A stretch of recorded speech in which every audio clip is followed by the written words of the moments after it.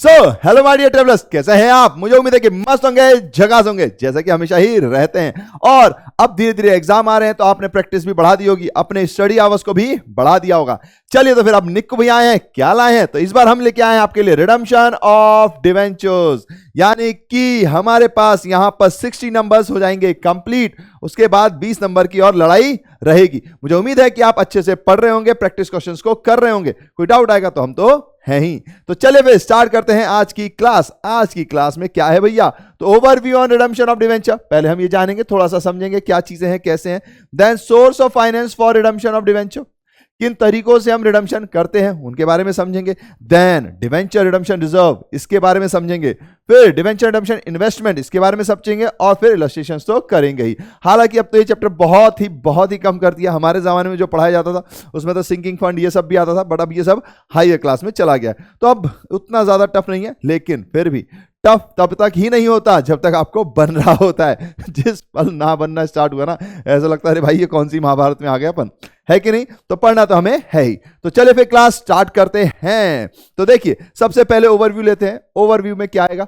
अभी तक जो हमने पढ़ लिया है, मुझे उम्मीद है कि वो आप अच्छे से पढ़ रहे हैं और आपको ध्यान भी रह रहा है, क्योंकि वो इंपॉर्टेंट है। तो ओवरव्यू में देखिए, हमारे पास ये आ गई कंपनी।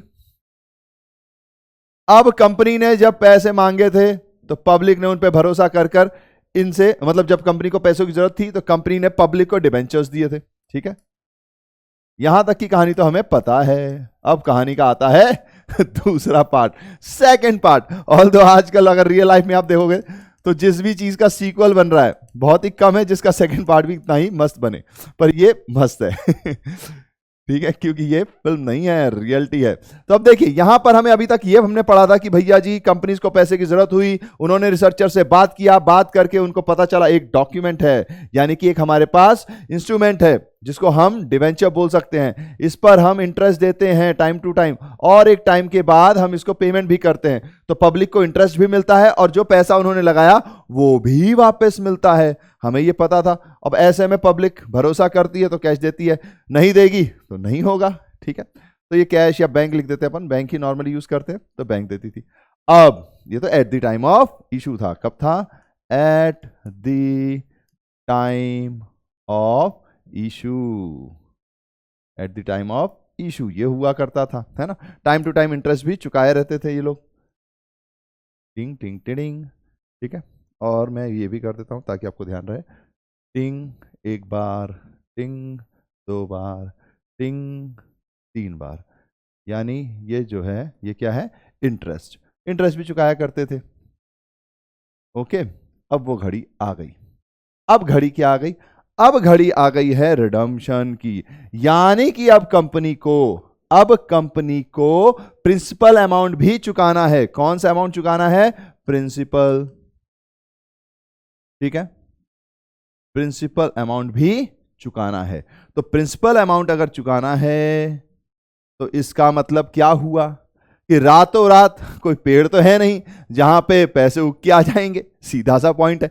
तो अब कंपनी को ना कुछ एनालिटिकल थिंकिंग लगानी पड़ती है। यह सोचना पड़ता है कि eight the time of redemption हम पैसे कहां से लाएंगे, क्या वो तरीके होंगे जिसके थ्रू हम डिवेंचर होल्डर्स को पैसे चुकाएंगे, या फिर क्या ऐसा करेंगे जिससे कि उनकी लायबिलिटी हमारी किताबों से खत्म हो जाए। तो यहां से शुरू होता है eight the time of redemption.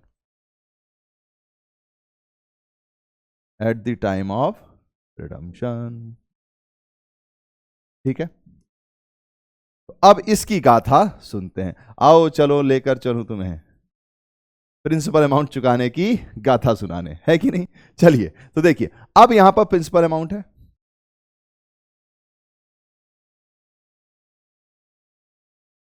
ठीक है, प्रिंसिपल अमाउंट है। कलर थोड़ा लाइटर यूज कर लेते हैं। और तो प्रिंसिपल अमाउंट को चुकाने के लिए दो तरीके हैं। पहला तो ये कि आपने साल भर पर ईयर आपने कुछ ना कुछ प्रॉफिट कमाया होगा। First year, second year, third year. ठीक है, आपने कुछ ना कुछ प्रॉफिट कमाया होगा, है ना। भैया अगर प्रॉफिट नहीं कमाया तो भी बताएंगे, ठहरो जरा, एक एक करके चलते हैं। तो पहले तो हमें ये पता चला कि मान लीजिए लेट सपोज 3 इयर्स का था और हमने 3 साल में कुछ प्रॉफिट कमाया। तो ये प्रॉफिट हम इकट्ठा करते गए। क्या करते गए? प्रॉफिट को इकट्ठा करते गए, एक्यूमुलेट करते गए। और फिर हमें पता था कि 3 साल बाद जब डिबेंचर होल्डर्स आएंगे कहेंगे हमें हमारे पैसे भी तो लौटाओ प्रिंसिपल अमाउंट के, तो हम उनको इस प्रॉफिट में से जो हमने इकट्ठा किया एक्यूमुलेट किया है उसमें से हम हिस्सा दे देंगे। यानी कि प्रॉफिट में से कुछ हिस्सा बटेगा। एक तो डिविडेंड है, आपको पता ही है, क्लियर। इसमें तो बहुत सारी चीजें होती है पर हम अपनी स्टडी से रिलेटेड ही देखते हैं। डिविडेंड तो शेयर होल्डर्स को मिल जाता है। अब इसी प्रॉफिट में से कुछ हिस्सा भेज देते हैं वो डिवेंचर के लिए, तो उसको बोलते हैं डिवेंचर रिडेम्पशन रिजर्व। क्या बोलते हैं? डिवेंचर रिडेम्पशन रिजर्व, जिसके बारे में हम आज की क्लास में थोड़ा बहुत पढ़ेंगे भी, थोड़ा बहुत मतलब जितना आता है आपके कोर्स में उतना तो हम पढ़ेंगे ही। तो यानी कि प्रॉफिट में से कुछ हिस्सा जो कि पूरा बनता है ना statement of profit and loss, उसमें से कुछ हिस्सा हम पहले से ही बचाकर चल रहे थे। जैसे हमारी घर में माएँ होती है ना, माओं को पता होता है कि भाई आगे चल के कुछ भी प्रॉब्लम हो सकती है, तो माएँ पैसा बचा के रखती हैं। पापा जी से लेती रहती हैं, पापा सोचते पता नहीं कहाँ खर्चा कर रही हैं, लेकिन वो एक्चुअली में कहीं ना कहीं सेव कर रही होती हैं, ज्वेलरी खरीदने में कहीं ना कहीं इन्वेस्टमेंट कर रही होती हैं। हमारी माएँ बहुत गजब की कॉमियंस होती हैं, ये बात सच है। तो फिर होता है, हालांकि नोटबंदी में ऐसा हुआ कि उनके सारे इन्वेस्टमेंट सामने आ गए थे, बट अब तो वापस से 2 साल हो ही गए लगभग, तो अब उनके पास वापस से रिजर्व आ गया होगा। बट रिजर्व रखना जरूरी होता है। क्यों जरूरी है? क्योंकि कभी कल को कुछ हो गया तो, है ना। पर यहां पे तो कंपनी को पता है कि भैया 3 साल बाद कुछ ना कुछ होना है, और कुछ ना कुछ नहीं, मुझे वो प्रिंसिपल के पैसे लौटाने हैं। तो फिर प्रिंसिपल अमाउंट वाले पैसे तो वो यहां पर एक रिजर्व बना देते हैं। क्या बना देते हैं? रिजर्व बना के रख लेते हैं। ठीक है, तो इस रिजर्व को बनाने के बाद क्या होता है, जब टाइम आएगा तो वो इसमें से पैसा पे ऑफ कर देंगे। ठीक है, ये तो पहला तरीका हो गया, इसको फर्स्ट लिख देते हैं।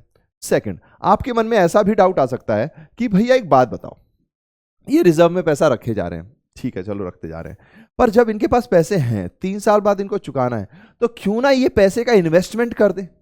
ये पैसा ऐसे ही बैंक में पड़ा रहे, उससे बेटर क्या है, इसका इन्वेस्टमेंट कर दे। क्या पता इन्वेस्टमेंट से कुछ रिटर्न आएगा। अब आपके मन में डाउट आएगा, भैया अगर इन्वेस्टमेंट डूब गया तो? अब डूब गया तो प्रॉब्लम है, पर उसके लिए नियम बने हुए हैं हमारे पास, हमें वो पूरा कोर्स में नहीं है, नियम बने हुए कि भैया ये वाले पैसे ऐसी जगह पर जाएंगे जिससे रिटर्न ही आना है। लॉस के मतलब 0% चांस होंगे, यानी कि आप इन्वेस्टमेंट भी कर सकते हैं। तो उसे आप बोल देते हैं डिवेंचर रिडेम्पशन इन्वेस्टमेंट। इसके भी रूल्स हैं, इसके बारे में भी हम पढ़ेंगे। ठीक है, इसके भी रूल्स है, इसके बारे में भी हम पढ़ेंगे। जितना आपके कोर्स में है उतना तो पढ़ेंगे ही, जितना आपको एग्जाम में हेल्पफुल होगा। तो यानी कि आप इन्वेस्टमेंट भी कर सकते हैं। तो जाहिर सी बात, आप इन्वेस्टमेंट करेंगे यानी कि पहले तो पे करेंगे, कहीं ना कहीं लगाएंगे। इसको पे ना कहें तो आप इन्वेस्टमेंट कहेंगे। तो पे तो मैं लिखी दूं ताकि आपको याद रहे कि मतलब पैसे देंगे, पर किस टाइप का है ये? इन्वेस्टमेंट टाइप का है। ठीक है, देन फिर जब रिडम्पशन का टाइम आएगा तो पैसे चाहिए भी तो होंगे, तो फिर आप रिसीव करोगे इन्वेस्टमेंट से। जहां भी आपने इन्वेस्टमेंट किया है उसको मैच्योर कराओगे और वहां से पैसे ले लोगे। तो ये भी एक तरीका है। ठीक है, तो ये सारी चीजें होती हैं, इनमें बहुत सारे रूल्स रेगुलेशंस है, हम अंदर पढ़ेंगे, अभी बस समझाने के लिए ताकि थोड़ा तो आपके दिमाग में बात पहुंच जाए। ठीक है, नाउ तीसरा तरीका, भैया कहीं में रिजर्व भी ना हो, इन्वेस्टमेंट भी ना हो, तो क्या होगा? तो फिर जाहिर सी बात है भैया जी, जो आपके पास पैसे हैं उसी से करोगे आप। अब आप कहोगे भैया जो पैसे नहीं है, तो फिर भैया लिक्विडेशन हो जाएगा कि आप पैसे ही नहीं चुका पा रहे हो डिवेंचर होल्डर को, तो फिर कंपनी क्यों चला रहे हो? ठीक है, वो फिर एक अलग ही दुनिया हो जाती है। लिक्विडेशन आपको 12th में है भी नहीं, अगर आप सीए की दुनिया में जाएंगे तो वहां आप इसको जरूर पढ़ेंगे। तो थर्ड पॉइंट है कैपिटल के थ्रू, यानी जो आपके पास पैसा है उसके थ्रू आप पेमेंट कीजिए। सिंपल, इसमें तो कुछ नहीं है, सीधा डिवेंचर होल्डर्स को पेमेंट हो जाएगी। जिन भी डिवेंचर्स होल्डर के पास, मतलब जो भी आपके डिवेंचर होल्डर्स हैं, उनको आप क्या कर दोगे? पेमेंट कर दोगे। यही कहानी है। हालांकि इसके अलावा भी कहानी हुआ करती थी, मैं वो भी आपको बता तो दे रहा हूं। चौथा, ये पूरी कहानी है, ऐसे अलग अलग चीजें नहीं है, अलग अलग तरीके हैं, बट मैं ये सबको जोड़ के बता रहा हूं ताकि आपको समझ में आए। बाकी अंदर तो हम अच्छे से पढ़ेंगे। तो अभी ये अगर किसी ने पहले से पढ़ा होते मैं क्या पढ़ा रहे, क्या जोड़ रहे हैं, कहानी के कुछ कुछ भाग हैं, फिर हम अंदर जाएंगे, इस भाग के अंदर जो डिवीजन है उनको देखेंगे। तो फोर्थ पार्ट ये है कि भैया जी एक अच्छा तरीका है कि यार ये डिवेंचर होल्डर जो है ना, इनको ना लालच दे दो। क्या लालच दे दो? भाई क्या आप कंपनी के ओनर बनना चाहते हैं? अगर हाँ तो बताइए ना यार, हम इसी चीज का तो वेट कर रहे हैं। हम चाहते हैं कि आप और हम पार्टनर बन के काम करें, बिजनेस पार्टनर, ओनर बने, ये ऐसे करेंगे। अगर लेट सपोज डिवेंचर होल्डर मान गए, है ना, तो यानी कि आप कुछ डिवेंचर्स को शेयर्स में भी कन्वर्ट कर सकते हैं। ठीक है, तो आप उनको शेयर्स दे सकते हैं। अब जाहिर सी बात है, जैसे ही आपने अपनी बातों में लुभा लिया तो फिर अब आपको रिडम्पशन की क्या जरूरत है, आप तो उनको शेयर दे रहे हैं। अब प्रॉफिट मिलेगा तो देंगे, जैसी कंपनी चलेगी वैसा होगा। ठीक है, तो ये भी एक तरीका है। सबके नीचे अलग से लाइन मार देता हूं मैं ताकि आपको ये ध्यान रहे। पहला केस ये था, ये वाले को करता हूं मैं येलो कलर में, ठीक है। चलो अब एक और केस भी आता है। क्या भैया इतने सारे केस हैं? हाँ, ओह इरेजर ही सिलेक्ट है क्या? ओके, फिफ्थ है कि आप उन डिवेंचर होल्डर से कहिए कि मैं ही आपका डिवेंचर खरीद लेता हूं। तो डिवेंचर या यहाँ पे ओन वर्ड आता है तो मैं ओन वर्ड से समझा देता हूं, ओन डिवेंचर परचेज्ड, ठीक है, यानी कि आप उनसे खुद ही खरीद रहे हैं। पर इसमें भी अगर आप वो डिवेंचर खुद भी खरीद रहे हैं तो भी आप पेमेंट तो करेंगे ही, सिंपल सा पॉइंट है। पर आपने क्या किया, ओन डिवेंचर परचेज कर लिया। तो ये तरीके हैं। अब ये दो तरीके आपके पास कवर नहीं है सिलेबस में अब, ठीक है, तो ये तरीके आपको नहीं पढ़ने, नॉट इन दिस सिलेबस। बाकी चीजों के बारे में अब हम जानेंगे डिटेल में।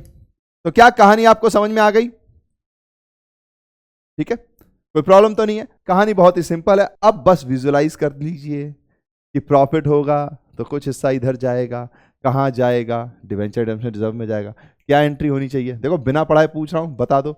ये प्रॉफिट है, यहां से कुछ हिस्सा निकालोगे प्रॉफिट नीचे होगा, प्रॉफिट कम होता है तो डेबिट साइड। अब ये प्रॉफिट का हिस्सा उठ के कहीं और जाएगा, यानी एक प्रॉफिट खड़ा होगा तो वो कहां जाएगा? Credit side. जहां जाना है वो कौन सी जगह है? DRR, ये कहां जाएगी? Credit side. जो घटने वाला है वो कौन सा है? प्रॉफिट, यानी वो कहां जाएगा? Debit side. हम क्या बोलते हैं यहां पर? हम इसको बोलते हैं statement of profit and loss, ठीक है, statement of profit and loss बोला जाता है, अकाउंट नहीं वर्ड यूज करते। सिंपल, खत्म खेल है यहां पर। रिडम्पशन की एंट्री मैंने आपको प्रीवियस में इश्यू में समझाई हुई है, debenture to debenture holder, debenture holder to bank. अगर प्रीमियम आ गया तो debenture debit, premium debit to debenture holder, debenture holder to bank. Simple, बस इतनी सी कहानी है। इसलिए ये चैप्टर आपको बहुत ही इजी लगेगा। अगर इसमें से कोई क्वेश्चन आए तो मैं दुआ तो हमेशा ही करता हूं कि सारे ही मार्क्स मिले आपको, पर आपको भी पूरी कोशिश करनी कि एक भी मार्क्स ना कटे, क्योंकि इससे इजी चैप्टर नहीं है, बहुत ही इजी हो चुका है ये। जो थोड़ी बहुत कॉम्प्लेक्स, वैसे तो सारे ही चैप्टर इजी होते हैं, बट जो थोड़ी बहुत इसमें कॉम्प्लेक्सिटी थी वो ऑफ कोर्स से हटा भी दी गई है। तो चलिए फिर स्टार्ट करते हैं एक स्माइल के साथ चैप्टर को। सबसे पहले समझते हैं रिडम्पशन ऑफ डिवेंचर के बारे में, क्या है ये। तो देखिए, meaning redemption of debenture. Redemption of debentures means repayment of the amount of debenture to debenture holders. Or in other words, redemption refers to discharge of liability on account of debentures by repaying the due amount of the debentures. Debentures का जो amount बचा हुआ है आप उसको वापस कीजिए, बात खत्म कीजिए, लाइबिलिटी को खत्म कीजिए। The terms and condition of redemption are stated in the prospectus invited applications for the issue of debentures. जो भी होती है टर्म्स एंड कंडीशंस वो प्रोस्पेक्टस में लिखी होती हैं, ये हमने इश्यू में भी पढ़ा हुआ है। The terms of redemption are also clearly stated in the debenture certified, hence the redemption made in accordance with the terms and condition. ठीक है, तो फिर वो टर्म्स एंड कंडीशन के हिसाब से ही होगा। वैसे भी अपनी घर की खेती नहीं बनाई जा सकती, यहां तो सेबी का पूरा रूल्स एंड रेगुलेशंस चलते हैं, तो हर चीज फॉलो होगी। ओके, चलो आगे बढ़ते हैं। सोर्सेस, क्या सोर्सेज हैं इसके? सोर्सेज ऑफ फाइनेंस, यानी आप कैसे पैसा इकट्ठा कर लोगे ताकि रिडम्पशन ऑफ डिवेंचर के टाइम पे कर सको। तो सबसे पहला, amount required for the redemption of debenture may be managed by the company from the following source. सबसे पहला, रिडम्पशन आउट ऑफ कैपिटल। ठीक है, जो हमने पढ़ा कि आपके पास जो पैसे हैं वहीं से आप दीजिए। आउट ऑफ कैपिटल का ये मतलब नहीं होता, हाँ ये भी ध्यान रखिएगा, जिनकी इंग्लिश थोड़ी सी वीक होती है उनको आउट ऑफ कैपिटल का मतलब ये लगता है कि कैपिटल के अलावा, नहीं, जो आपके पास कैपिटल है उसमें से। ठीक है, आउट ऑफ कैपिटल का मतलब है। फिर redemption debenture out of profit, यानी प्रॉफिट में से। और फिर एक कहानी है ना, पंटर थोड़ा चाय तो बना, थोड़ा पानी, थोड़ा चीनी तो मिला, ऐसे ही यहां पर बोलते हैं पंटर, थोड़ा प्रॉफिट थोड़ा कैपिटल मिला के जल्दी से रिडम्पशन ऑफ डिवेंचर के पैसे तो चुका। तो बस फिर रिडम्पशन ऑफ डिवेंचर्स में यहां क्या होगा, कुछ पैसा यहां से, कुछ पैसा यहां से। अपने प्रॉफिट से भी पैसा बचाया, वो भी यूज कर लिया, जो आपकी कैपिटल है वो भी यूज कर लिया, तो दोनों पे थोड़ा भार कम पड़ा। तो ये भी तरीके हैं, यानी कि तीसरा तरीका तो इन दोनों को मिला के ही हो गया। ओके, नाउ अब एक एक करके एक एक को समझते हैं। तो redemption of debenture out of capital क्या है ये? तो when no profits are set aside for redemption of debenture, यानी आपने प्रॉफिट में से कोई हिस्सा बचा के नहीं रखा, तो अब आपके पास कोई तरीका नहीं है, क्या करोगे आप? रिडम्पशन आउट ऑफ कैपिटल करोगे। In such a case no profits are transfer to the debenture redemption reserve, क्योंकि आपने प्रॉफिट में से पैसा भेजा ही नहीं, तभी तो प्रॉफिट जीरो है, तो वहां पे तो डीआरआर बनेगा ही नहीं, सीधा आपको अपनी कैपिटल में से ही पैसा देना पड़ेगा, यानी जो भी आपके पास अवेलेबल पैसा है उसमें से ही आप पेमेंट करोगे eight the time of redemption. Okay, चलो भैया जी ठीक है। अब इसमें थोड़ा सा और समझिए। In view of section 71(4) of the companies act 2013 and securities exchange board of India guidelines requiring creation of debenture redemption reserves are as follows. चलिए, आउट ऑफ कैपिटल तो हमें पता है, लेकिन डीआरआर बनाना जरूरी है। सेबी ने कहा कि यार अगर मैंने इनको मौका नहीं दिया ना तो ये लोग तो खतरों के खिलाड़ी है कहेंगे अरे जो होगा सो देखा जाएगा, 3 साल की बात है, 3 साल मौज करो, पैसे आ गए अपने पास। इसलिए सेबी ने रेगुलेट किया, इसमें कुछ नियम बनाए। तो देखते हैं डिवेंचर रिडम्पशन रिजर्व के नियम। तो यहां पे मैं हेडिंग डाल देता हूं, डिवेंचर रिडम्पशन रिजर्व, डिवेंचर। और आप भी तो जानते ही हैं, जब तक डंडा सर के ऊपर ना हो, मम्मी डांटे नहीं या पापा गुस्से से ना घुर्राएं, तब तक हम भी कहां पढ़ते हैं। तो बस वैसी ही कहानी यहां पे भी है। तो एक तरीके से सेबी जो है वो इनके मम्मी पापा है कि कोई भी गलत करेगा कंपनियां तो टपक से डंडा आ जाएगा। तो इन्होंने उसके नियम कानून भी बना रखे हैं। डिवेंचर रिडम्पशन रिजर्व के बारे में हम जानते हैं। तो क्या नियम कानून है? तो सबसे पहले देखिए, लिस्टेड कंपनीज आर नॉट, अगर कोई लिस्टेड कंपनीज हैं तो उनको जरूरत नहीं है किसी भी प्रकार के डिवेंचर रिडम्पशन रिजर्व को क्रिएट करने की। Hence, they can redeem all the debentures out of capital। जाहिर सी बात, अब उनको है ही नहीं रिजर्व में ट्रांसफर करना, तो वो क्यों करेंगे? अब लिस्टेड कंपनी कौन सी होती है? लिस्टेड यानी कि जो स्टॉक एक्सचेंज है, आपने सुना होगा शेयर मार्केट, रिस्क है तो इश्क है, तो उसमें जो भी कंपनीज लिस्टेड हो, मतलब वहां पे रजिस्टर्ड होती हैं, उनको लिस्टेड कंपनीज कह देते हैं। ठीक है नाउ, क्योंकि उनको जरूरत नहीं है तो वो डायरेक्ट भी पे कर सकते हैं। वैसे भी वो लिस्टेड होती हैं तो उन पे वैसे भी सेबी के बहुत सारी गाइडलाइंस होती है, तो वो चेक वेक करते रहते हैं। तो ऐसा नहीं है कि भैया अगर ये भाग गए तो नहीं, वहाँ गाइडलाइंस होती है, इसलिए यहाँ पे उनको रिक्वायरमेंट नहीं दी गई है। Now, a listed company is company whose shares are freely traded in the on a stock exchange. ठीक है, ये तो मैंने आपको बता ही दिया। Unlisted companies are required to create, अगर अनलिस्टेड कंपनी है तो उनको बनाना जरूरी है, required to create debenture redemption reserve equal to at least 10%, यानी कि कम से कम आपको जो भी फेस वैल्यू है उसका 10% तो बनाना ही पड़ेगा of the nominal face value of outstanding debentures. Word याद रखिए, बहुत छोटा सा वर्ड आया, आउटस्टैंडिंग डिवेंचर्स। मतलब ये नहीं है कि 10%, यानी कि अगर आपने 10 लाख का है डिवेंचर का अमाउंट, लेट सपोज, तो आपको 10 लाख का 10% 1 लाख बनाना पड़ेगा। ठीक है, लेकिन अगर लेट सपोज 2 साल बाद 3 साल बाद आपने 5 लाख चुका दिए, 5 लाख चुका दिए, तो बचे कितने? 5 लाख। तो आउटस्टैंडिंग का मतलब है बचे हुए का रिजर्व बनाना पड़ेगा, यानी कि जो पुराना रिजर्व है उसमें से आप पैसे निकाल सकते हो। अगर आपने 1 लाख का रिजर्व बना रखा था, फिर आपने रिडम्पशन कर दिया जितनों का करना था, बचे कितने? 50,000। तो उस समय पे डीआरआर में 50,000 रुपए होने चाहिए, यानी कि जो आउटस्टैंडिंग है, जिनका आपने चुका दिया, उसको छोड़कर जितने भी डिवेंचर्स हैं उसका 10% आउट ऑफ डिविजिबल प्रॉफिट। जाहिर सी बात है, ये तो मैंने आपको बताया ही है कि प्रॉफिट में से निकालना है। Hence they can redeem 90% of their debentures out of capital. इस केस में जाहिर सी बात, अगर वो 10% बचा रहे तो 90% वो अपने कैपिटल से हटा सकते हैं। अब डिविजिबल प्रॉफिट क्या होता है? ये एक थोड़ा सा बड़ा वर्ड है, तो इसको समझते हैं। डिविजिबल प्रॉफिट का मतलब होता है कि जैसे मैंने आपको बताया ना, प्रॉफिट में से डिविडेंड बांट देंगे और वो, तो जो बचा हुआ प्रॉफिट होता है डिविजिबल कहते हैं उसको, तो वो हम वहां पे रिजर्व में भेजते हैं, यानी उसमें से पैसा रिजर्व में जाता है। जो मैंने अभी समझा ना, यहां से पैसा यहां गया, तो ये जो है ये डिविजिबल प्रॉफिट को कहलाता है। तो देखिए, इसको समझते हैं अच्छे से, और क्या क्या इसके अंदर डीप बात है। डिविजिबल प्रॉफिट मींस, इसका मतलब है भैया जी, profit available for payment of dividend, जो प्रॉफिट अवेलेबल है डिविडेंड पे करने के लिए। As per section 123 of companies act 2013, dividend can be paid by a company first out of current year's profit, that is surplus in statement and profit and loss, in the event of inadequacy or absence of profits in the financial year। अगर इस साल profit नहीं है, then a company may declare dividend out of dividend equalization or free reserves such as general reserves। तो वो यहां से भी दे सकते हैं। Debenture redemption reserve should be created out of surplus statement of profit and loss and then out of dividend equalization reserve और general reserve. Basic point यह है कि आपको जो भी आपका प्रॉफिट आया, जो मैंने यहां बताया था, इसमें बहुत सारी चीजें थी, ये समझाने के लिए था कि मान लो 2 हिस्से हैं, तो इसमें और भी चीजें होती हैं, टैक्स वैक्स सब आपने माइनस माइनस कर दिया, फिर आपके पास अमाउंट बचा, यानी कि जो अमाउंट आप शेयर होल्डर्स को देने वाले थे उस अमाउंट में जब आप वहां पहुंच गए फिर आप उसमें डीआरआर क्रिएट करोगे। ठीक है, तो ये बात आपको याद रखनी है। अब कई बार ऐसा होता है कि जो आप प्रॉफिट क्रिएट करते हो तो उसमें कई बार आपके पास करंट ईयर में प्रॉफिट होता है, कई बार आप पुराने ईयर्स के कुछ रिजर्व्स आपने बचा के रखे होते हैं, फ्री जो जनरल रिजर्व में ट्रांसफर होता है वो भी हमने पढ़ा हुआ है ना, तो उसमें से पेमेंट होती है। तो अब अगर मान लीजिए डिविडेंड इस साल का प्रॉफिट हुआ ही नहीं, तो इस साल आप डिविडेंड नहीं दे सकते क्या? नहीं। अगर आप डिविडेंड में जाएंगे, जो कि आपको अभी है नहीं, बड़ी क्लासेस में अगर आप पढ़ेंगे तो आपको पता चलेगा डिविडेंड के अपने नियम है कि अगर उस साल इनएडिक्वेट प्रॉफिट है तो आप अपने शेयर होल्डर्स को पैसे कहां से दे सकते हैं। आप थोड़ा दिमाग लगाएंगे तो आपको भी पता है, जो पिछले साल से कमाया हुआ वही दे सकते हैं, जो मेरे पास फ्री रिजर्व्स होगा वही दे सकते हैं, है ना, और कहां से देंगे। तो ऐसे ही आप डिवेंचर रिडेम्पशन रिजर्व में भी कर सकते हैं, बट डिवेंचर रिडेम्पशन रिजर्व सबसे पहले statement of profit and loss, यानी कि जो आपका वो अमाउंट है डिविजिबल प्रॉफिट, उसमें से दिया जाएगा। आउट ऑफ देन अगर उसमें भी पैसे नहीं हैं तब फिर अगर आपको देना तो है ही, क्योंकि तो बनाना ही पड़ेगा ना बॉस, अगर आपके ऊपर कंडीशन बनी हुई है, तो फिर आप डिविडेंड इक्वलाइजेशन रिजर्व या जनरल रिजर्व में से ट्रांसफर करेंगे, वरना सबसे पहले statement of profit and loss में से पैसे देंगे। अगर इस साल का लॉस है तो हटाओ, फिर डिविडेंड इक्वलाइजेशन रिजर्व या जनरल रिजर्व है उसमें से पैसे ट्रांसफर करेंगे। ठीक है, नॉर्मली तो हमारे को statement of profit and loss से ही है कवर, इस मतलब अपने 12th में। ओके, चलिए ये भी थ्योरी हो गई। अब समझते हैं सेकंड पॉइंट, कलर तो येलो ही ठीक है।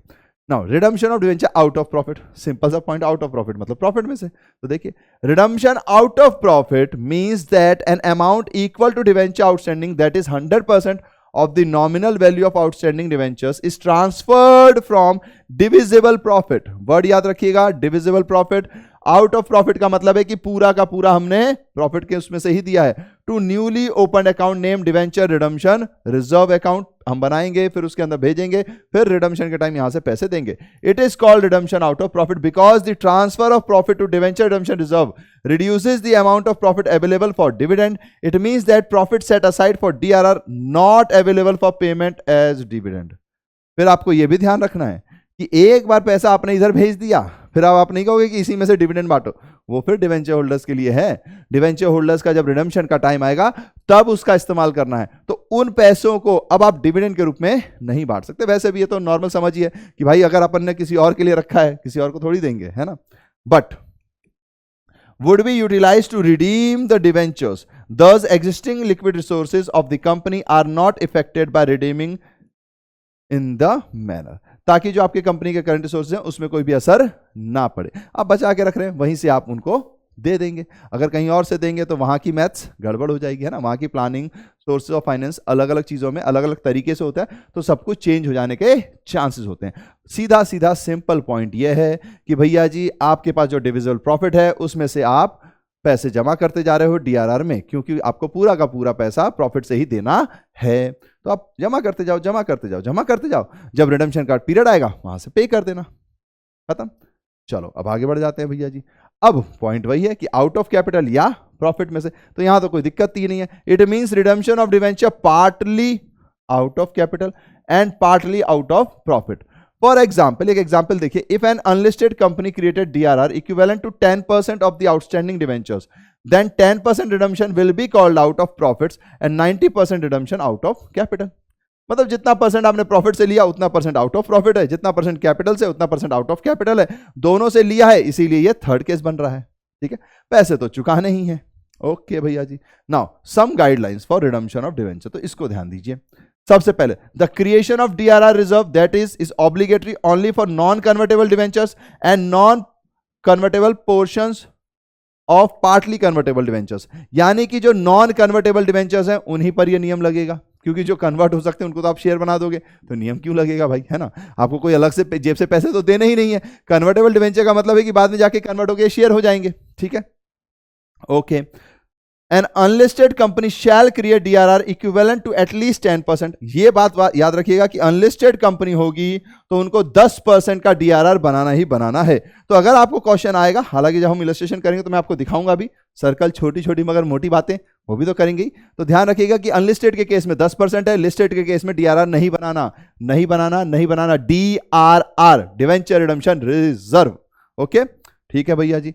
किस पर बनाना है, तो nominal face value of outstanding debentures जो बच गए हैं। अगर हमने ऑलरेडी कुछ रिडीम कर लिए हैं तो फिर उसको हटाया जाएगा। ठीक है, चलो फिर आगे बढ़ते हैं भैया जी। नाउ एग्जाम्पशंस, कुछ लोगों को एग्जाम्पशंस है, अभी हमने पढ़ भी लिया है, फिर से देख लेते हैं। Following categories of companies are exempt from creating DRR for public as well as privately placed debentures. पहला, all India financial institutions AIFIs regulated by reserve bank of India, banking companies को एग्जाम्पशंस है।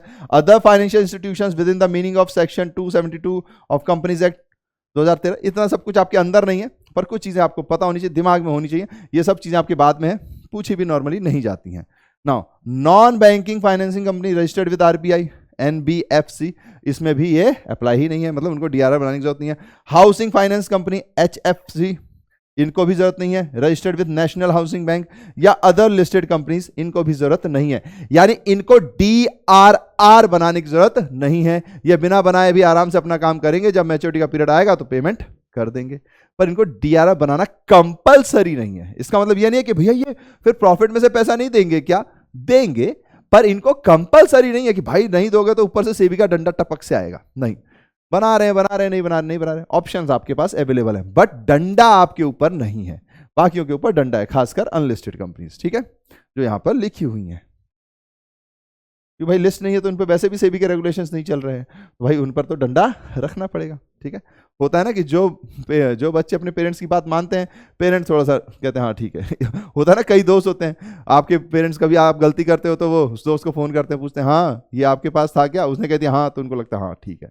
पर अगर कोई पता है parents को यार ये लड़का जो है ना बदमाश लड़का है, अगर उसने कहा हाँ अंकल मेरे पास, अंकल का भाई इसका मतलब ये झूठ बोल रहा है, चलो उसी के घर चलते हैं वहीं मिलेगा तो वैसा ही केस यहाँ पर है कि जो रजिस्टर्ड है, मतलब जो लिस्टेड है, जाहिर सी बात उन पर सेबी के अपने रेगुलेशंस लग रहे हैं, तो सेबी मान के चलते कि सब कुछ सही चल रहा होगा, और मान के नहीं चलती, चेकिंग होती रहती है। बट अनलिस्टेड है तो सेबी का उस पर ज़्यादा ध्यान नहीं है, तो उस पर थोड़ा सा रिस्ट्रिक्शंस लगाने पड़ते हैं, तो उसके ऊपर एक डंडा रहता है। ठीक है, चलिए अब स्टार्ट करते हैं डिवेंचर रिडम्पशन इन्वेस्टमेंट।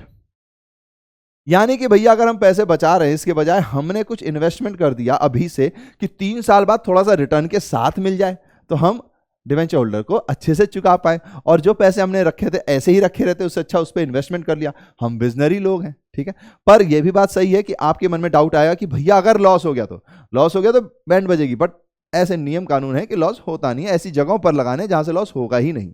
ठीक है, अब इसको 0% तो नहीं कह सकते, बट ऐसा होता है। तो condition of investing 15% of the nominal value, यानी रेट याद कर लीजिए, DRR में 10%, डिवेंचर रिडम्पशन इन्वेस्टमेंट में 15% of nominal face value of debentures maturing during the year, जो मैच्योर होने वाले उसका 15%, जो मैच्योर होने वाले हैं उसका 15% आपको रखना है।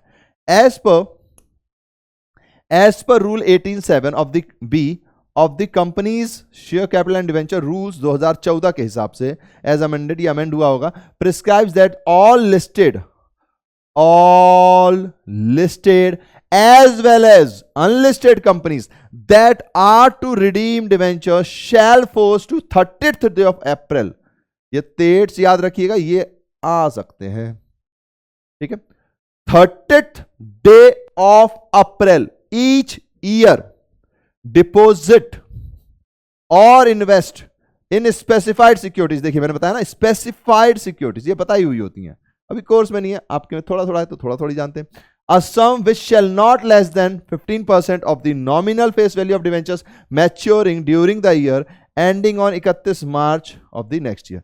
यानी कि 31 March of the next year में कुछ भी रिडीम होने वाला है तो 30 अप्रैल, आपको पता है ना 1 अप्रैल से 31 मार्च अपना पीरियड होता है, तो 30 अप्रैल तक आपको इन्वेस्टमेंट कर देना है, कम से कम 15%, उससे ज्यादा आपकी श्रद्धा है लेकिन 15% तो करना ही करना है, ये आपके ऊपर डंडा है। ठीक है, अब आपके ऊपर यानी कि किन किन के ऊपर, तो वो भी देखेंगे। तो देखिए फॉर एग्जांपल, पहले कुछ एक एग्जांपल समझते हैं। If a company is to redeem debentures for ₹20 lakh, 20 lakh रुपए का इनको रिडीम करना है। ओके, 20 लाख रुपए है, यानी कि टोटल शेयर के हिसाब से अगर 100 मान लेते हैं तो ये हमारे पास हो जाएगा 20,000। ठीक है, नाउ ऑन 31 अक्टूबर 2022, ध्यान से देखिएगा, 31 2022 को रिडीम करना है। इट मस्ट इन्वेस्ट ऑन और बिफोर, यानी कि देखिए 1 अप्रैल, ठीक है, 1 अप्रैल 2022 से क्वेश्चन चालू हो रहा है।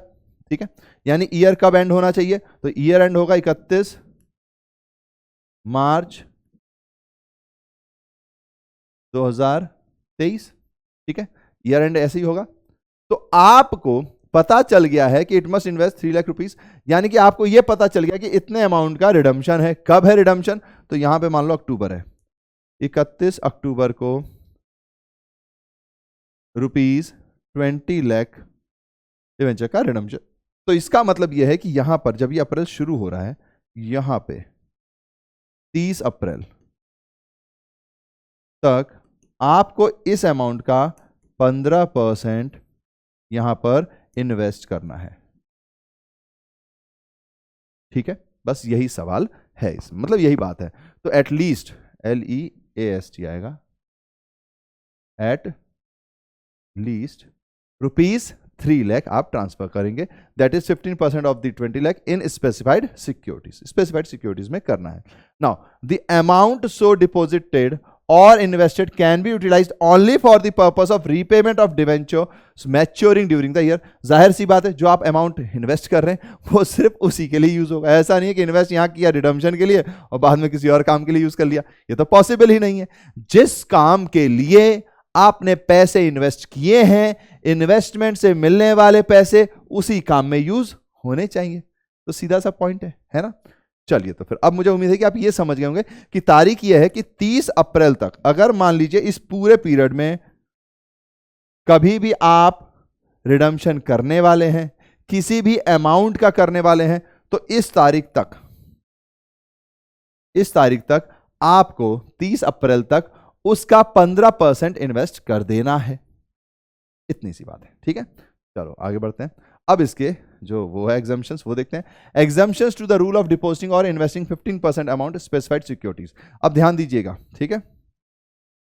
Following categories of companies are exempt. कौन कौन सी हैं? तो देखिए, चाहे वो पब्लिक हो या प्राइवेट हो। DRI, ये अब इन्वेस्टमेंट की बात हो रही है। DRR और DI दो अलग अलग चीजें हैं। DRR के लिए हमने पढ़ लिया है, अनलिस्टेड को 10% बनाना है, लिस्टेड बैंकिंग NBFC HFC सब एग्जेम्प्ट थी।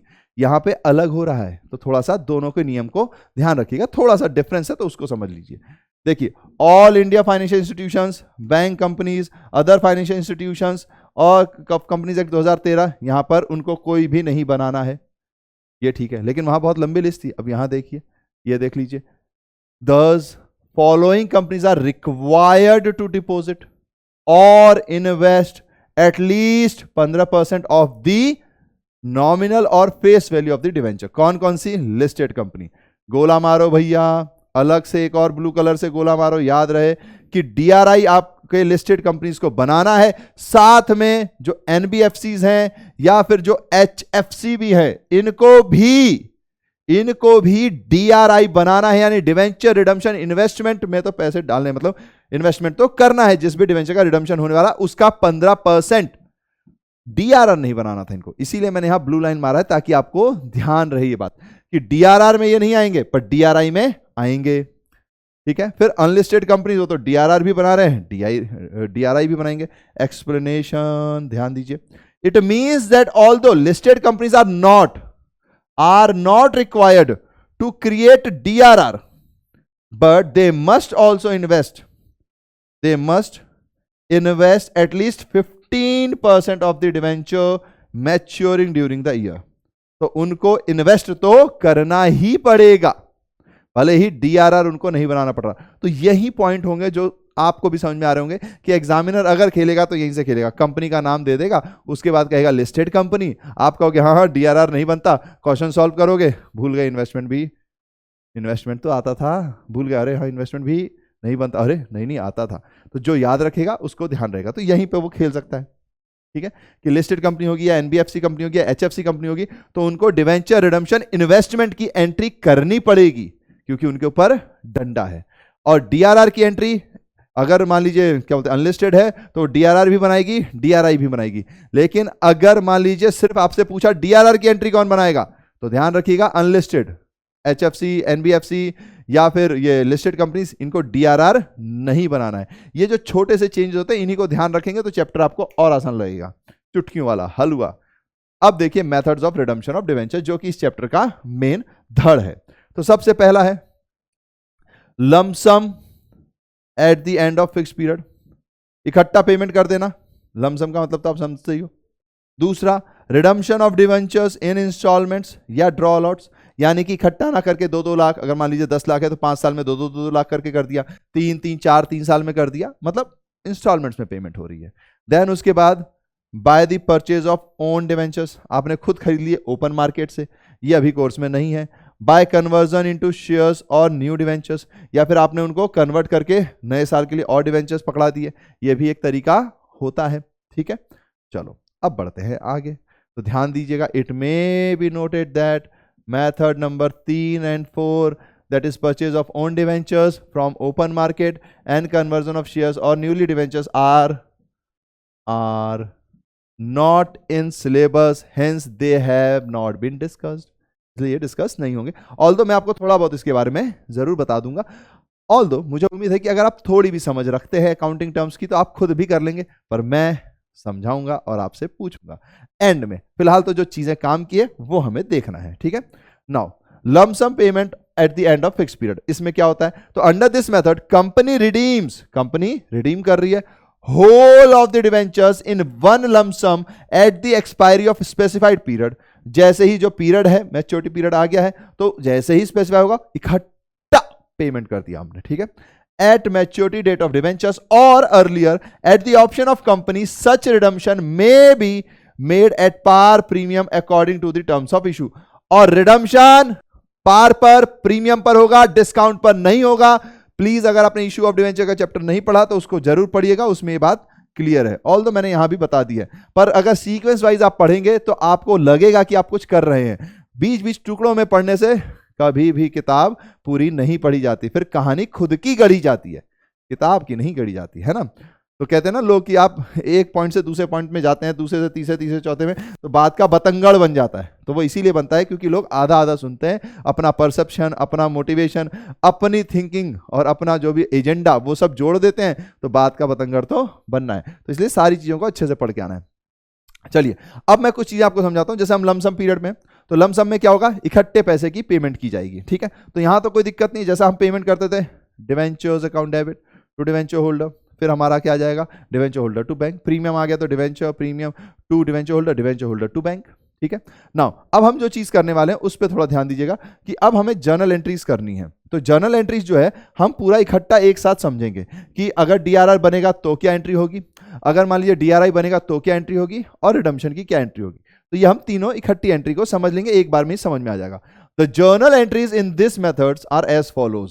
पहला, on 31 March of the previous year, जैसे ही प्रीवियस ईयर स्टार्ट हुआ हमें क्या करना है, on transfer of profit by unlisted company, क्योंकि अनलिस्टेड के ऊपर ही है, 10% of the face value of debentures outstanding. क्या करना है, उनको पैसे ट्रांसफर करने हैं और कहां डालने हैं, डीआरआर में डालने हैं। मैंने आपको बता रखा था एक प्रॉफिट है नीचे जा रहा है, तो जो प्रॉफिट नीचे जा रहा है वो डेबिट, जो ऊपर बढ़ेगा, जो नया प्रॉफिट का एक तरीका से क्रिएट हो रहा है वो ऊपर बढ़ रहा है, इंक्रीज हो रहा है, तो क्रेडिट। तो देखिए सबसे पहले तो आप surplus in statement of profit and loss लिखेंगे अगर वहां पैसे है तो। देन अगर डिविडेंड इक्वलाइजेशन से ले रहे हैं तो वो भी डेबिट, जिससे भी ले रहे होंगे, और जनरल रिजर्व भी डेबिट। टू कहां ट्रांसफर करेंगे, डिवेंचर रिडम्पशन रिजर्व अकाउंट में ट्रांसफर करेंगे। याद रखिएगा सबसे पहले ये है, अगर आपके पास करंट ईयर के प्रॉफिट नहीं है तभी आप इन पर जाएंगे, अदरवाइज आप वहीं से रिजर्व को बनाएंगे। राइम भी बन गई। चलिए एक एंट्री हो गई, अब क्या होगा, अब दूसरी एंट्री क्या होगी, at the beginning of financial year up to 30 April. जैसे ही हमें पता चल गया कि भाई फाइनेंशियल ईयर स्टार्ट हो रहा है और 30 अप्रैल तक हमको क्या करना पड़ेगा, इन्वेस्टमेंट करना पड़ेगा। क्या भैया सबको करना पड़ेगा, नहीं, जिनके नाम लिखे गए हैं उनको, जिनको एग्जम्पशन है उनको ये कुछ भी नहीं करना। ठीक है, तो देखिए, on making investment by all unlisted as well as listed companies at the rate of 15% of the face value of debentures to be redeemed। जो listed companies उसके अंदर आती हैं वो। तो क्या होगा, debenture redemption investment to bank. जाहिर सी बात है मैंने क्या किया, पैसे लगाए, अपनी जेब से पैसे किसी को दिए, तो बैंक मेरा घट गया, बैंक क्रेडिट। किस लिए दिए, इन्वेस्टमेंट करने के लिए, पर इन्वेस्टमेंट किस पे करना है, डिवेंचर के ऊपर, और वो पैसे रिजर्व में भी रखना। तो नाम क्या आ गया, डिवेंचर रिडम्पशन इन्वेस्टमेंट, बस रिडम्पशन के लिए। तो डिवेंचर के रिडम्पशन के लिए मैंने इन्वेस्टमेंट किया, तो वो मेरे लिए एक एसेट है, एसेट बढ़ता है तो डेबिट होता है, एक एसेट घट रहा है बैंक तो वो क्रेडिट होता है। तो ये हो गई एंट्री। अब अगर मैं यूं ही आपसे पूछ लूं, हालांकि आपने एंट्री देख ही ली होगी, मैं पूछ लूं कि जब हम यहां से पैसे निकालेंगे तो क्या होगा, जाहिर सी बात है पैसा मेरे पास आएगा, मेरी जेब में जाएगा तो बैंक बढ़ेगा।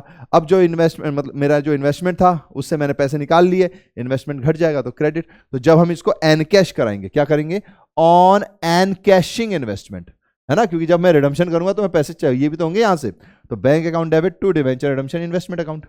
कुछ भी टफ है क्या, बिल्कुल भी नहीं है ना। मुझे उम्मीद है कि आपको ये हलवे जैसा लग रहा होगा। चलो भैया आगे बढ़ते हैं। अब on redemption of debenture, debenture की रिडेम्पशन की तारीख, तो ये तो सिंपल ही है, debenture to debenture holder, debenture holder to bank. ये लीजिए, debenture account debit to debenture holder, debenture holder to bank.